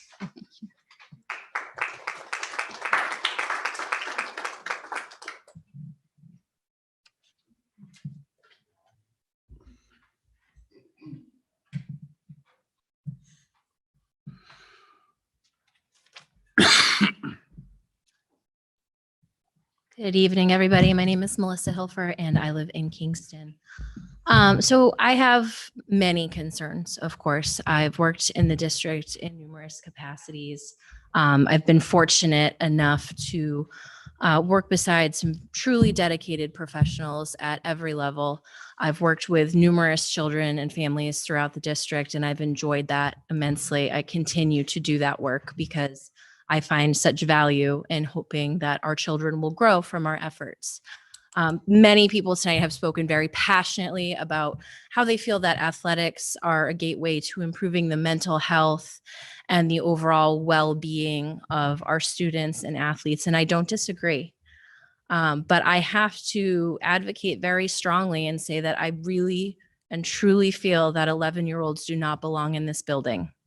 I understand that there are many factors at play.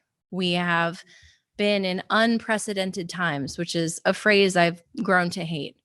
But what we are dealing with is some truths that haven't changed. 11-year-olds are often impressed by things that an adult would find foolish. They are often impressed and enticed into behaviors, activities, otherwise that their families would wish that they weren't, right? And sometimes when we can put up those physical barriers, whether it be a separate school building or maybe a wall or what have you, we can prevent some of those activities, right? But we're going to have a harder time. And I don't doubt that the people in this building, the middle school, the high school, whichever school these students are attending, will do their utmost to prevent things. But you can't have eyes everywhere. You truly can't. You're going to have these kids mixed in on the buses. We've already seen this year, some extreme challenges with busing, right? We've all had late drop-offs, late pickups, bus routes canceled and redirected. There's going to be holes.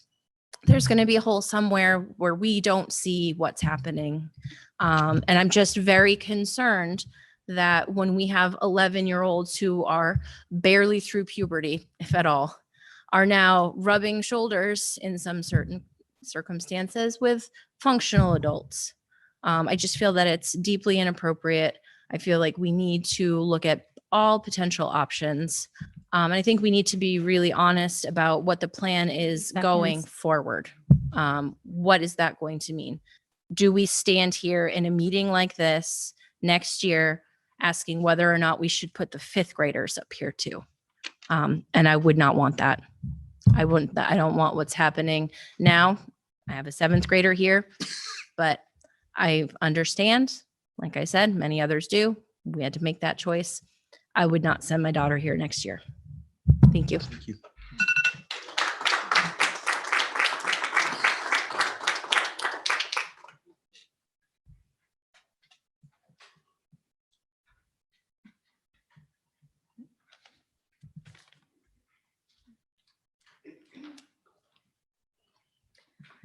Kristen Stogren from Kingston. I don't think that sports is what's the word I'm looking for? An adequate reason to shift an entire grade up to the school. I understand that the sports teams are lacking. And quite honestly, this affects, I have a sixth grader that plays hockey and cannot play. Should there be a middle school team this year, I still wouldn't want him here. I have another child behind him that is so involved in hockey already that ideally he would also like to play on the middle school team should the time arise. I think that we have to look at why the numbers are declining sports teams wise, if it's because we don't actually have the students, or if it's because the students who play sports are going to private run clubs like Synergy, like the Spartans hockey team, like the basketball program that's one at the Y. Are these children choosing to not play in the middle school because of the regulations and the rules, because it prevents them from playing on outside teams and whatnot? Or is it just that there's no interest? These kids are more interested in other things. Sports teams are going to ebb and flow. There's always going to be a year where you have a huge team, then the next year you might. I've seen this just in my children's hockey teams and the teams that we play on outside of school. And anybody, other parent that has kids knows some years you have 15 kids on a hockey team. Some years you might have 11. It changes because people try different things. They go to different teams. I just don't think that this is an adequate reason and should be the focus as to why sixth graders need to come up here. You're mixing too many kids together. The grades just don't work. I just think that they should stay where they are in 7th and 8th grade. And maybe we need to look at our sports programs and see why people aren't joining them and why the kids aren't wanting to play within the school.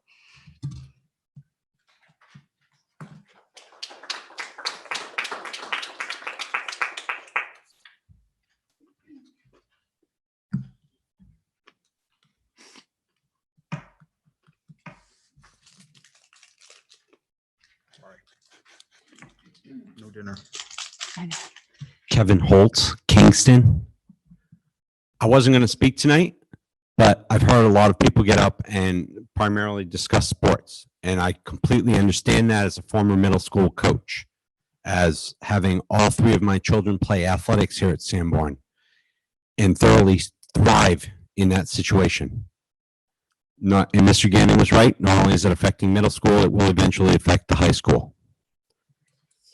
There are many other reasons to make this move, including academics. The first young gentleman who got up here to speak was a product of a 6th grade that had a complete social studies program. He had social studies 5 days a week for 181 days.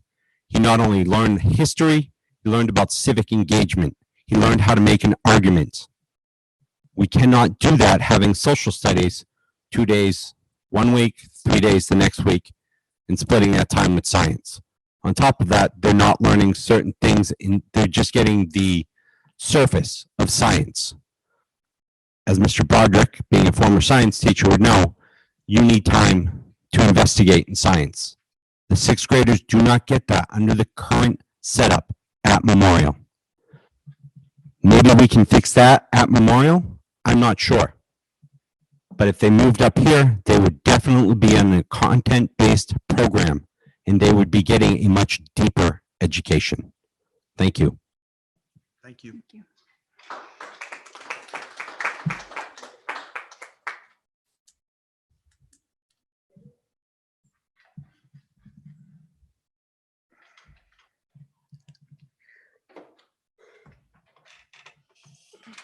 All right. Okay. If there's no one else, then we will move on. So I think it's important to, in closing, I just wanted to thank everyone. This is a very, very difficult and passionate topic, and it is really emotionally charged. And I just wanted to thank everyone for being reasonable and decent in their conduct this evening. But I also wanted to say this isn't the last time that we're going to talk about this. We are listening to you. So we thank you for coming and sharing your thoughts and feelings. And we will continue to be very transparent about posting when these discussions are happening. And we hope that you'll be here. Thank you very much.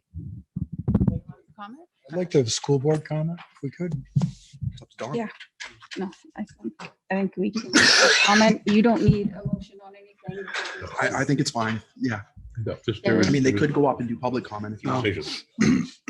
No, I just was. The policies say. Need a motion. There's no, this was just Right, you didn't need a motion for us to explore this further? No. No, The whole point of this evening was to I don't just, think we'll make any decisions tonight. We're so I not think- making any decisions. I just was trying to make Yeah. sure we didn't need a motion to. Thank you. Allow exploration. no motion.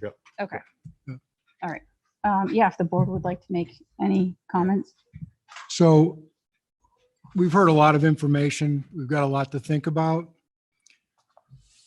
I want to stress, though, for this school year, the board and administration dedicated a lot of time, money, and other resources into improving curriculum and academic intervention. And Mr. Holt just talked about the importance of academics. Right now, it seems to me it's time to focus on improving academics. There seems to be some advantage to the moves we're discussing, including some academic benefits and with sports.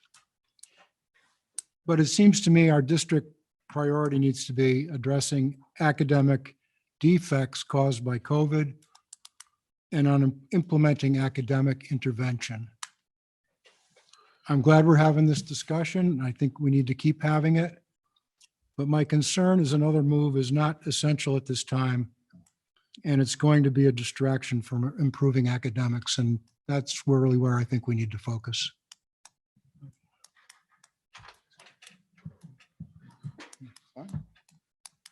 You go ahead. So I'll make a couple of points. It's clear I was keeping notes of the fors and the pros and the cons, as it were, and the crowd's reaction. So it's clear that the folks that showed up were primarily in the let's not make this move for some of the heartfelt reasons that were given. And there's certainly a lot to listen to and think about there. So I don't want to repeat all of the same comments, but some things I do want to highlight. Somebody had pointed out that, even kindergarten is not required, and pre-K is probably pretty immature. It's too early to be bringing kids in. I don't think that is a reason. If in fact a law is changed and we have to obey a law, then we'd have to obey a law up to and until it's determined to be an unconstitutional law. And then if it's not determined, we have to obey it. If it is, then we don't have to obey it. But we're not facing that today. So I'm very glad that this is an open discussion and that there is no vote needed to make a decision, because it is not pressing. It's a risk that's out there, and it's good to think about what the risks are and to talk about that as a community. One of the things I'll say about athletics that wasn't picked up on, and it's just one thing that comes into my mind, is we also have another community in Fremont that sends their kids here to high school. And we know that they're doing an evaluation of different schools, and we've seen on their website, they posted what the dollars for tuition have been proposed to them from 3 different communities. And our community is about a $5,000 difference from another community, the other community being lower, as an option. So if a Fremont electorate was going to be making decisions solely on money, they would say, I'm going to go to the other place. But maybe there's a lot more than just money for them to consider. And one of the things to consider is your interaction with the community you're in, and your interaction with the sports teams that you're in, and how you integrate with the community. So sports, I think the comments made about mental health are right. I think the benefits, and we want a strong program, are there. But I do think one of the things to consider is we are looking down the road and don't know how long or pre-K will or won't come, but we're also trying to make sure that we understand how we can keep our Fremont community with us and what additional things other than just money can be offered, because we don't have the economies of scales of the other one. And sports is one of those areas that perhaps leads into our favor and opposition. So the reason I bring that up is to lose Fremont would also cause all kinds of activity that we'd have to do as a district. I'm not saying that that's a definitive, you have to do this because, but I'm saying it's one more thing to consider as we look at this. As I said, I'm glad there's no vote on this because I don't think we're prepared to vote on it, just from our own understandings of what we want as a board and what the community wants. But there's a lot of different aspects to be looked at. And I just wanted to make those comments, and they didn't come up in it. And I would like to thank also the people that spoke, primarily for the respectfulness. You see some of the things on TV where it gets a little out of hand sometimes, and maybe it should sometimes. But it was good to have people be able to give their heartfelt feelings and be assured that we're listening. So thank you. Maura, did you? Okay. I just want to kind of say that for the parents out there, community members, we hear what you're saying. I in particular hear what you're saying. I'm a parent of a 4th, 5th, and 6th grader. So no matter what decision is made, it is going to directly affect me. I have 2 nieces in 8th grade here and 1 in 4th grade. So I understand your concerns, and I want you all to know that many of us do have children who are going to be affected by this decision, and it's not something that we take lightly. I can also say over the weekend, I received a lot of phone calls from people who really wanted their 6th graders moved here. So I really feel like it's very split in what people do and don't want. So it's a very difficult decision, but I do want everyone to recognize that we do hear what you're saying. I'm glad we're not making this vote tonight because, again, we wanted the input. Kind of just a comment that I was thinking tonight that kind of came up before I came here and I was talking to my daughter is, if we're going to make a decision to move them, when do we need to tell that by? I think at some point we're going to need to prepare these kids.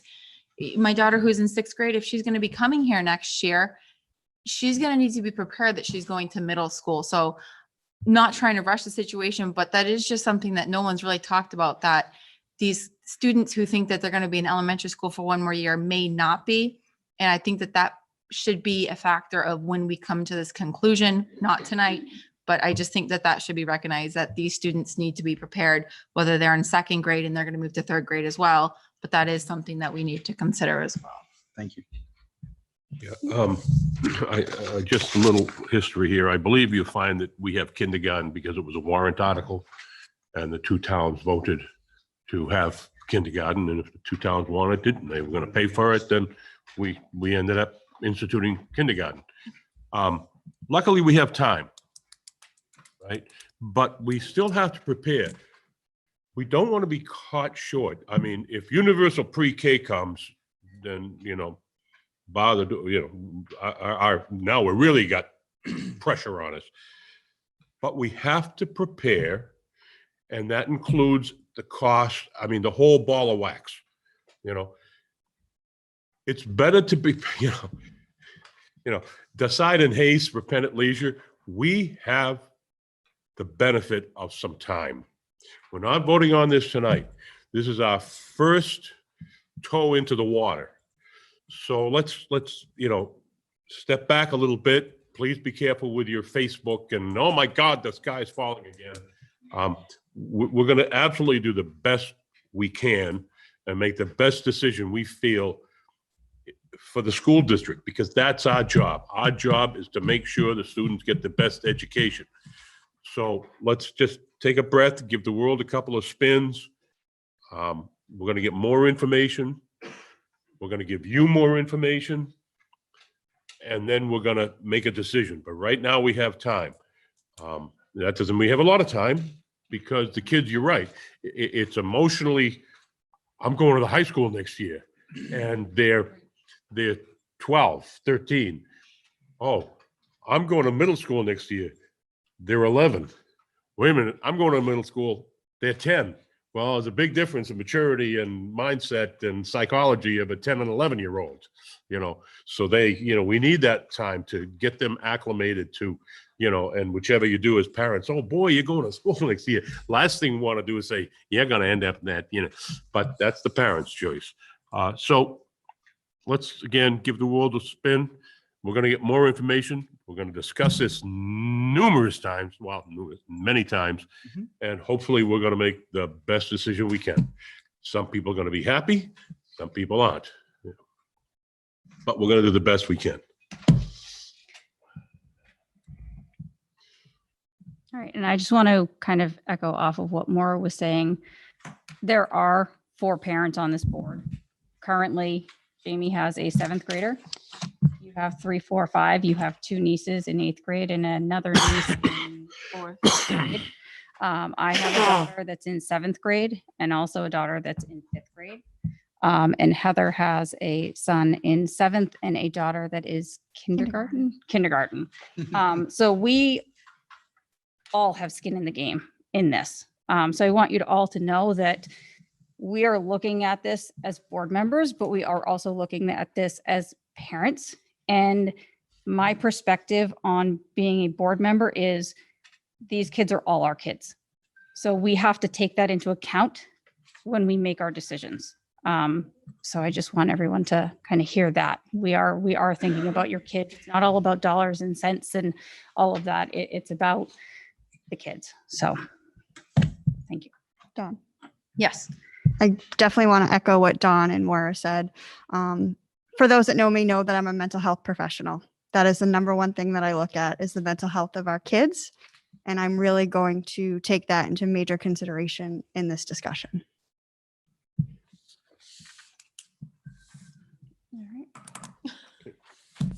Okay. Madam Chair, we take maybe a 5-minute, oh, I'm Well, sorry. I'm just gonna, I don't, everyone has said their piece. So I'm also a parent, although my children have, they're not in the school now, but I do understand and have much sympathy. I saw the sort of shock in the community when this got kind of floated with the video, and I felt the same shock and just sort of a feeling of dismay, and for a lot of reasons. But we understand, we do understand, we are listening, we hear your concerns.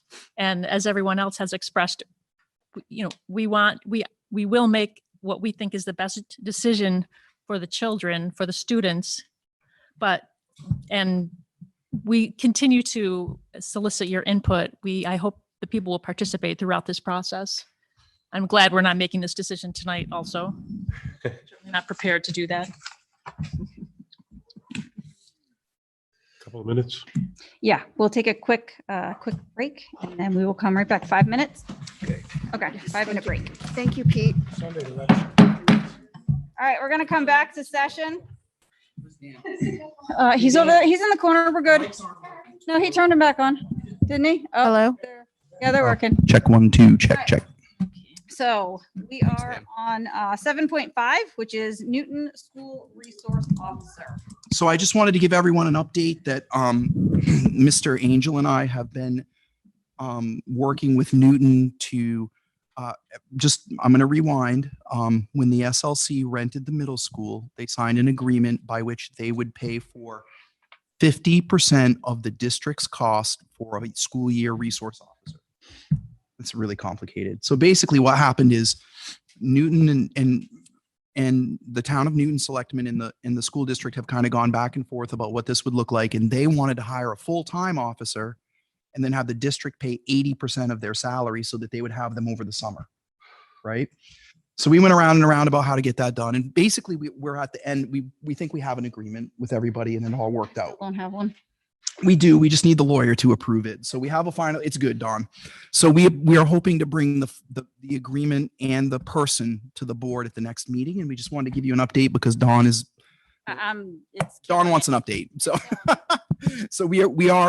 So just to be clear, transparent for the public, Newton will pay half of the 80% that we pay.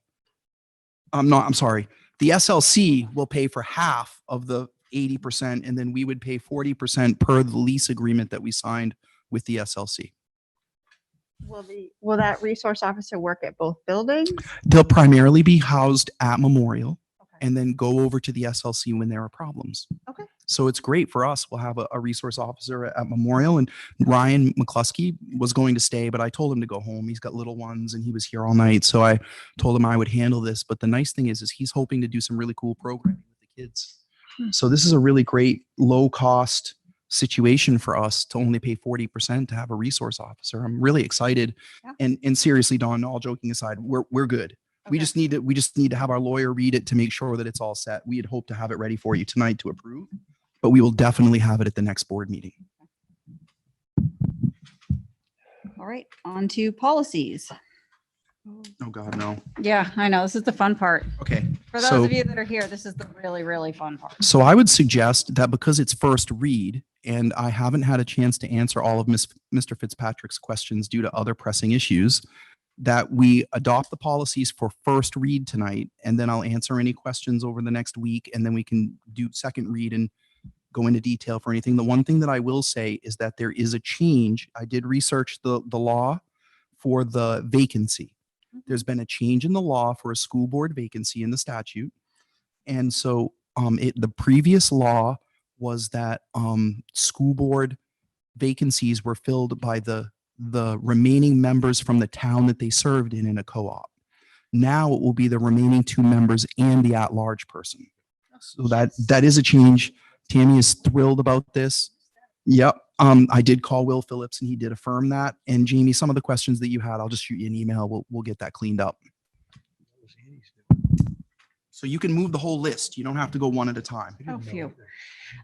So I make a motion to move policy, the list. I was going to count. You don't have to. The list to first read. Second. Thank you. All right. Any discussion? All right, all in favor?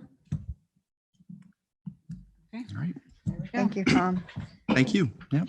Madam It's your Chair. hard work, really. That was almost painless. I'm watching my eyebrows. I get scowly face sometimes. Yes. Yeah, I'd like to make a motion if I could.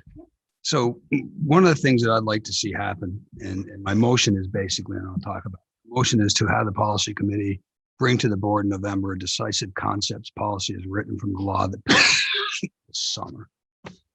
So that's my motion. And if I can get a second, I'd like to talk about that. I'll second it. So this law was passed. We have to follow this law. We don't have any options or choices in following the law. As I mentioned in the other meeting or in the prior discussion, they pass a law.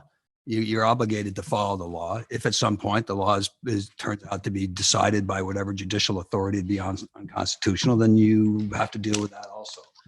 But it is a law, and I think it's fair to want this district to be in compliance with the law and to put that into our policy. I know that there was a lot of discussion about this, and there's very different opinions on this in different communities. I fully support the law. I think the law is appropriate, is proper, and that we should be adopting this as a board and putting it into our policy. So that's why I would ask people's support on having this come before the board in November. I'm confused. What do you, I don't mean, what are you talking about? But if the statute says to do it, we don't have a choice. We have a choice to put it in the policy or not put it in the policy. I'm saying I'd like to see it in the policy in November. But if the statute says to do something, we can't have a policy that we don't have to do it. Right. We have to go by statute. Correct. And we update policies on a regular basis. Oh, so you're just saying, adopting- okay, I see. So you're just confirming what the statute says. Correct. Okay, now I get it. I was confused. Okay, yeah. Any other discussion? I would suggest that we base the policy on the letter that I wrote this summer.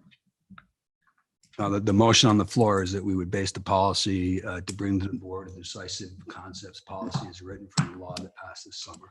Yep, that's fine. But remember the long letter that I wrote this summer addressing how that would play out in our schools? The law, you can just cut and paste the law into a policy. Right. That's fine. But the way it actually plays out in schools was more clearly defined in the letter. I'm going to take this one step further. I want every staff member to sign that they've read it and that they will comply with it.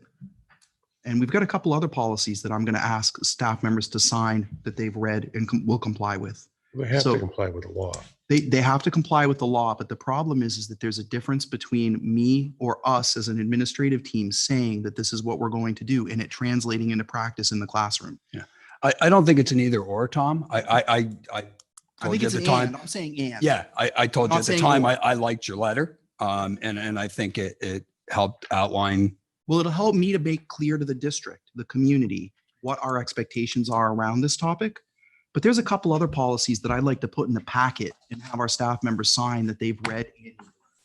And we'll talk about that more in the future. It's not really something for the board to decide. It's something that I'll do on the inside, but I'd like this to be in that packet. Yeah, and for those that don't know, the decisive concepts, divisive concepts is how the New Hampshire legislature tried to address what some people call CRT, what some people call DEI. There's all kinds of different phraseologies around it. And so basically that's the law of the land. And the bottom line is, and Superintendent Ambrose and I have talked about this, the goal in this building should be, and all the buildings should be, that everybody gets treated with kindness and decency. Right. Always. Right. That should be always what happens. And there shouldn't be any programs that do anything other than that. And I think that the divisive concepts law does that. I think it helps to ensure that. And so that's why I wanted to just get it into policy in front of us. I think it sends a message as to where the board believes and intents are. And I think that's important. Well, it may end up being that we develop a policy that can help other districts too, because that letter, certainly I've received feedback from other superintendents that letter helped them dramatically. So if we can develop a policy that helps to spell it out for staff, it also provides them a level of protection. And I provided training for our staff on this issue at every building with a lawyer for about an hour and a half this fall. So Drummond and Woodson came to each building and did an hour training with the staff and explained to them how this works, because they're anxious. Yep. What can I say? What can I say? So I just want to make sure that the policy, I'm not saying it's not, it's about the law, right?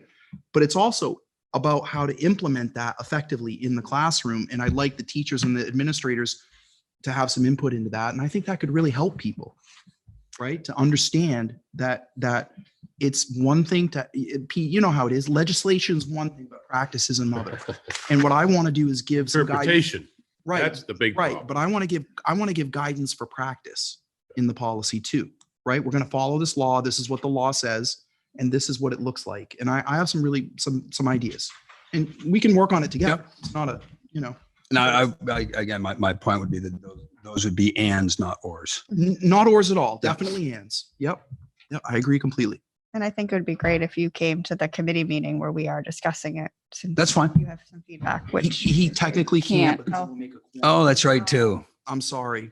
So Oh, he that's can- right, too. He can send us his thoughts ahead of time. He can help us draft it in email thoughts, and then he can discuss it at the board meeting. Oh, okay. Yep, that was fine though. I know. You didn't even remember that. No, it's fine. It's a weird thing that. Yeah, we've come into that before.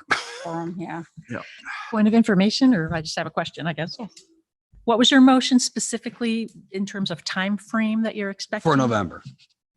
There's 2 meetings in November. The next, policy meets in 2 weeks. That's the first meeting in November. Are Okay. you expecting this to come back to the board in the second meeting? Yeah, in you November? might need to have it in the policy committee. I don't know if we're going to make that with the budget. and I mean, the second meeting in November is our joint meeting with the Yeah. budget committee. So Yeah. I'm just, you might want to adjust the time frame in your motion a little bit. I would say have it to the board for first and second read in January is reasonable.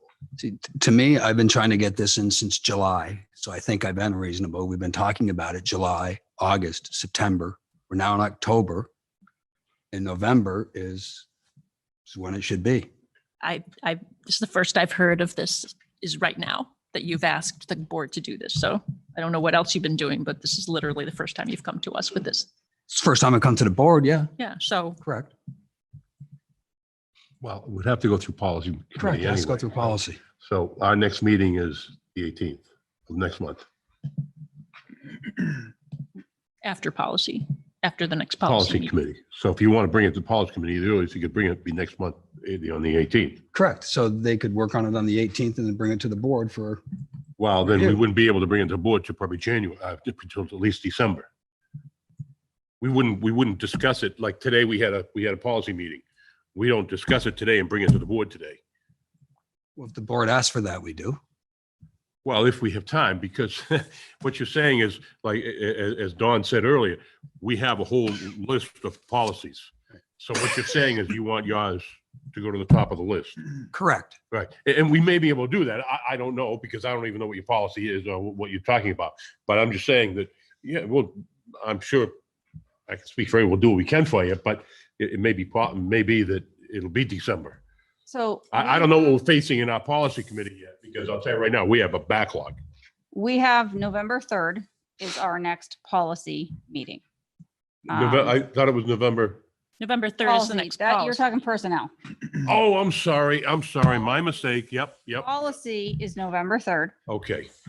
And then our next board meeting after that is a joint meeting on a Thursday night with the budget committee. That is November 18th. And then our next meeting after that is December 1st. There's also a policy meeting that night as well. So I don't know if we could maybe amend to shoot for December 1st meeting. Would that give us a little more time? I just want to make sure it's done really well so that it Right. actually helps to guide instruction. I mean, Right.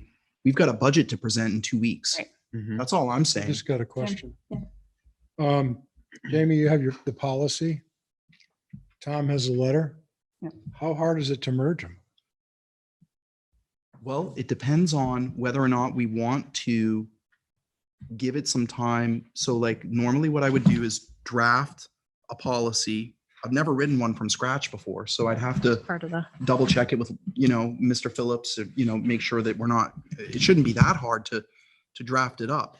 I just know how busy things are, right? This is the busiest 2 weeks of the year, right? I just want to do it well. That's all. I'm not saying that we could have a draft to the policy committee for the 1st, but I'm not sure it's going to be ready for adoption on the 1st. And you're right, it might not be that hard. I'm just trying to be realistic. I sent the proposed draft in July.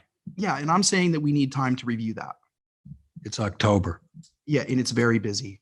This has not come to the policy committee yet. This I is- know. That's why I'm making So- the motion, because it's not coming to the I- policy committee. I'm not opposed to your motion. If it's okay if I jump in here. I'm not opposed to your motion, but I will not vote for your motion if it's going to give us a deadline of November, because I just don't think that's reasonable. There's no policy. It has to be written from scratch. The policy committee needs to discuss it. It has to go to legal. This isn't a policy saying that we're going to. Turn the lights off at 8:00 at night. Right. I mean, it's Yeah. not so cut and dried. So I will vote, I will support your motion if you will amend it to a timeframe that's, I think, a little more doable. So could we amend it so that it comes to policy, the first meeting in November, their meeting in November, which would be November 3rd, and it is worked on in a timely manner? I don't know. We have to find some Well, verbiage. I guess my frustration is what's timely manner. Right. Man, Yes. I've been waiting 5 months. Right. So Well, What's but a timely Jamie, manner? I don't understand how you can say that. I This is talked to the first- policy. first The we heard of first it. time I you've ever talked to the brought head this of the to. policy committee and the superintendent. Well, but that's Right. And the policy committee has decided not to proceed at this the point. policy committee. This has not been on the agenda for the policy committee. This is Okay. the first time I have ever heard of this. Which is why I'm bringing it up. Okay, let me just, if I, on a personal note, I've been in politics a long time now. And the one thing that was the most frustrating to me was how much time it takes to do what as you perceive as a relatively simple and important thing to do. And I feel your pain is what I'm saying.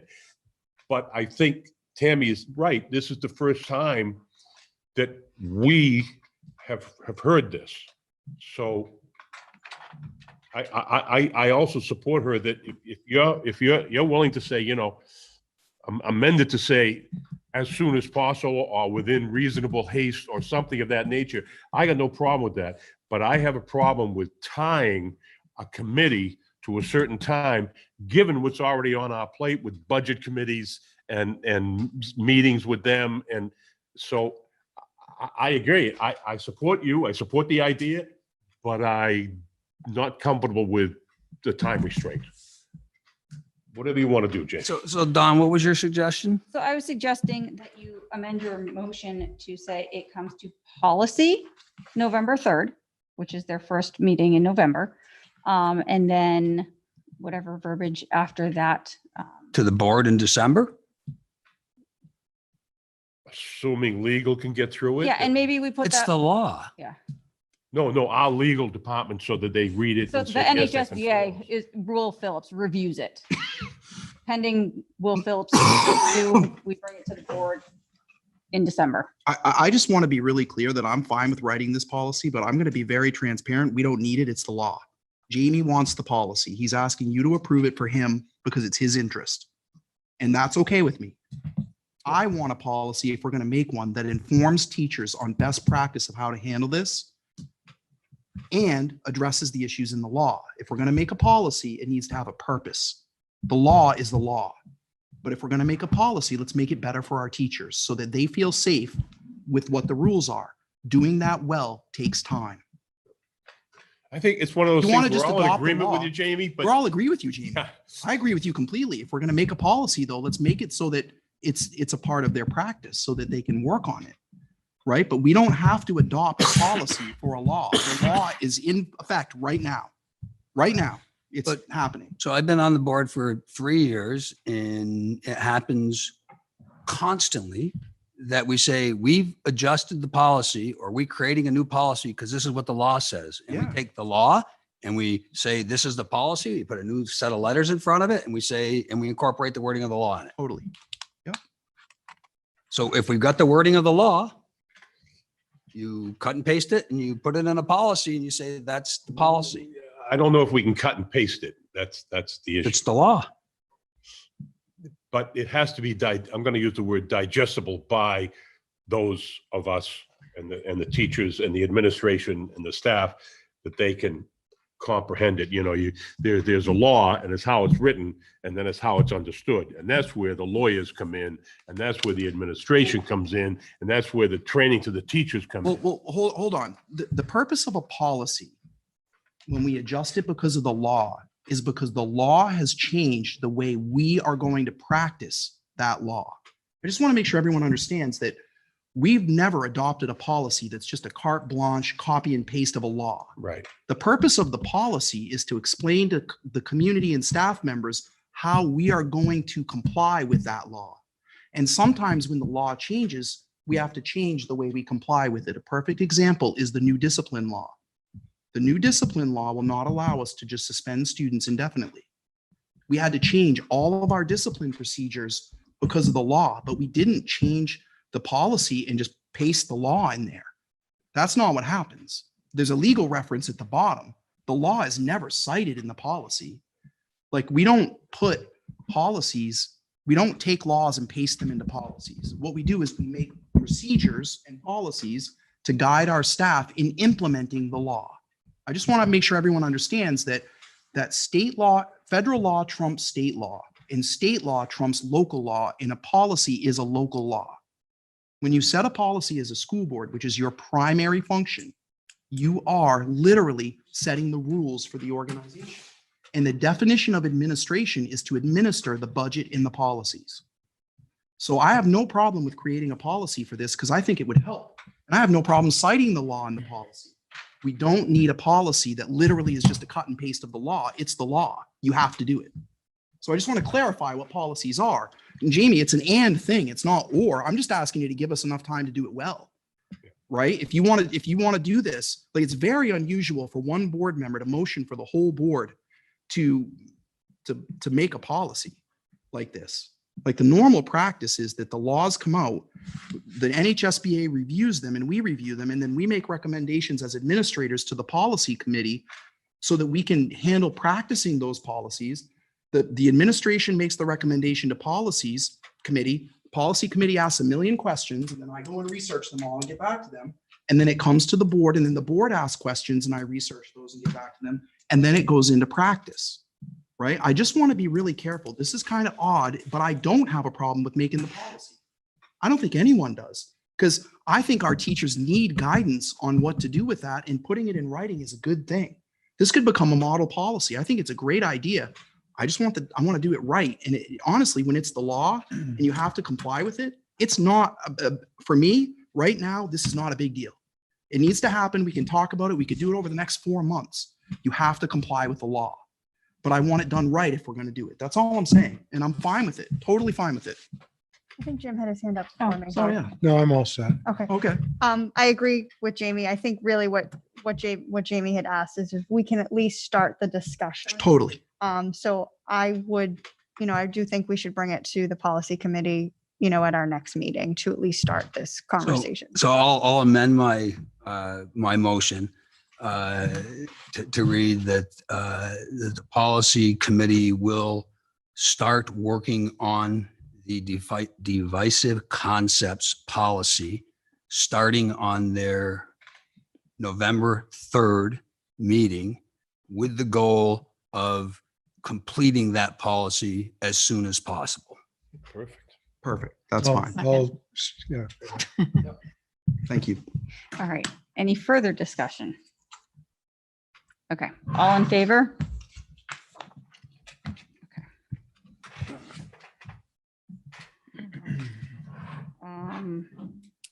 No old business. Second public comment.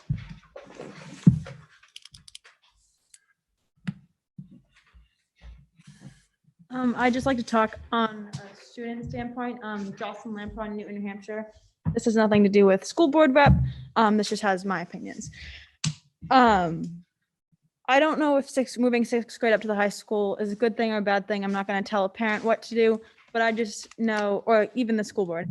I know hoping to have played 12 seasons of sports in the high school, played 9 seasons in the middle school, 3 seasons of field hockey, 3 seasons of basketball, 2 with Mr. Gannon. Great coach. He really tried to have the spirit with everyone. And it's less of the sport. It's more the family. Like, we build bonds and like friendships, which will help with other things. Not to flex, but we won 2 tri-county championships for field hockey 2 years in a row.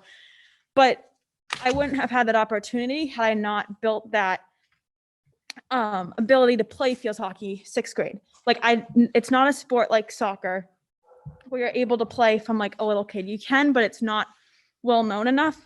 So having 6th grade to be able to learn really helps to have the 2 teams and like having the ability to do stuff. I just know that I really value sports, and there's a lot of people that really value sports. And if I had not been able to play in 6th grade, it would have really impacted things. And I do see middle schoolers in the school. I don't really have an issue with it. Most middle schoolers don't have an issue with it. Some of them say hi, I say hi back. Just the friendly interaction. I haven't really seen a whole lot of issues with it, other than sometimes we're asked to move. Like this morning, it's confusing because sometimes we have half day, sometimes we don't. We were asked to move out of the way so the middle schoolers could get through. We all did. We listened to what we're supposed to do. Middle schoolers were able to get safely back to their middle school wing from the cafeteria, and we moved into another location just so they could get by. So I haven't really seen any issues with it, but at the same time, I'm not a parent. I don't have any, after this year, I'm not going to have to worry about it. Like, I'm really hoping my sister has a good, is successful, but at the same time, I can't speak on like a younger kid's parent. I can just speak on that sports and having the ability to have like a middle school I really valued. Like, we had move up day in 5th grade where like a teacher from the middle school came, and we were like so excited because we were able to like have a new schedule and have like the middle school like classrooms and changing. And I don't think that I would affect me fully if I didn't have that in 6th grade. But at the same time, having that in 6th grade gave me the ability to learn it by the time I got to high school. That's just my opinion.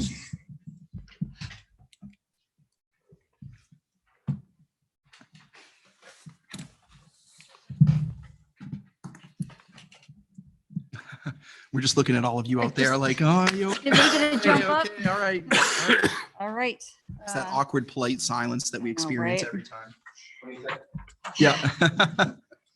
All right, so the next meeting agenda, next Sanborn Regional School Board meeting is a joint meeting with the Budget Committee scheduled for Wednesday, November 3rd at 6 p.m. in the library at Sanborn Regional High School. And now, Mr. Broderick, if you would kick us off into Why do we always have non-public? Can't the superintendent handle this? I wish. I want to Make- go home and go to bed. Make a motion that we go into non-public under RSA 91-A:3, number 2, C and K. Second. All right, all in favor? Yes, Well, I think we have to do roll call when we go. that's what I said, Right. yes. That's what I was so excited that we had everybody. I know. We didn't have to do roll call. Yeah, I know. anymore. Just for that, I. Yes. Kate, Jamie. Aye. Maura. Aye. Tammy. Yes. Yes. Myself, yes. Heather. Hi. Okay.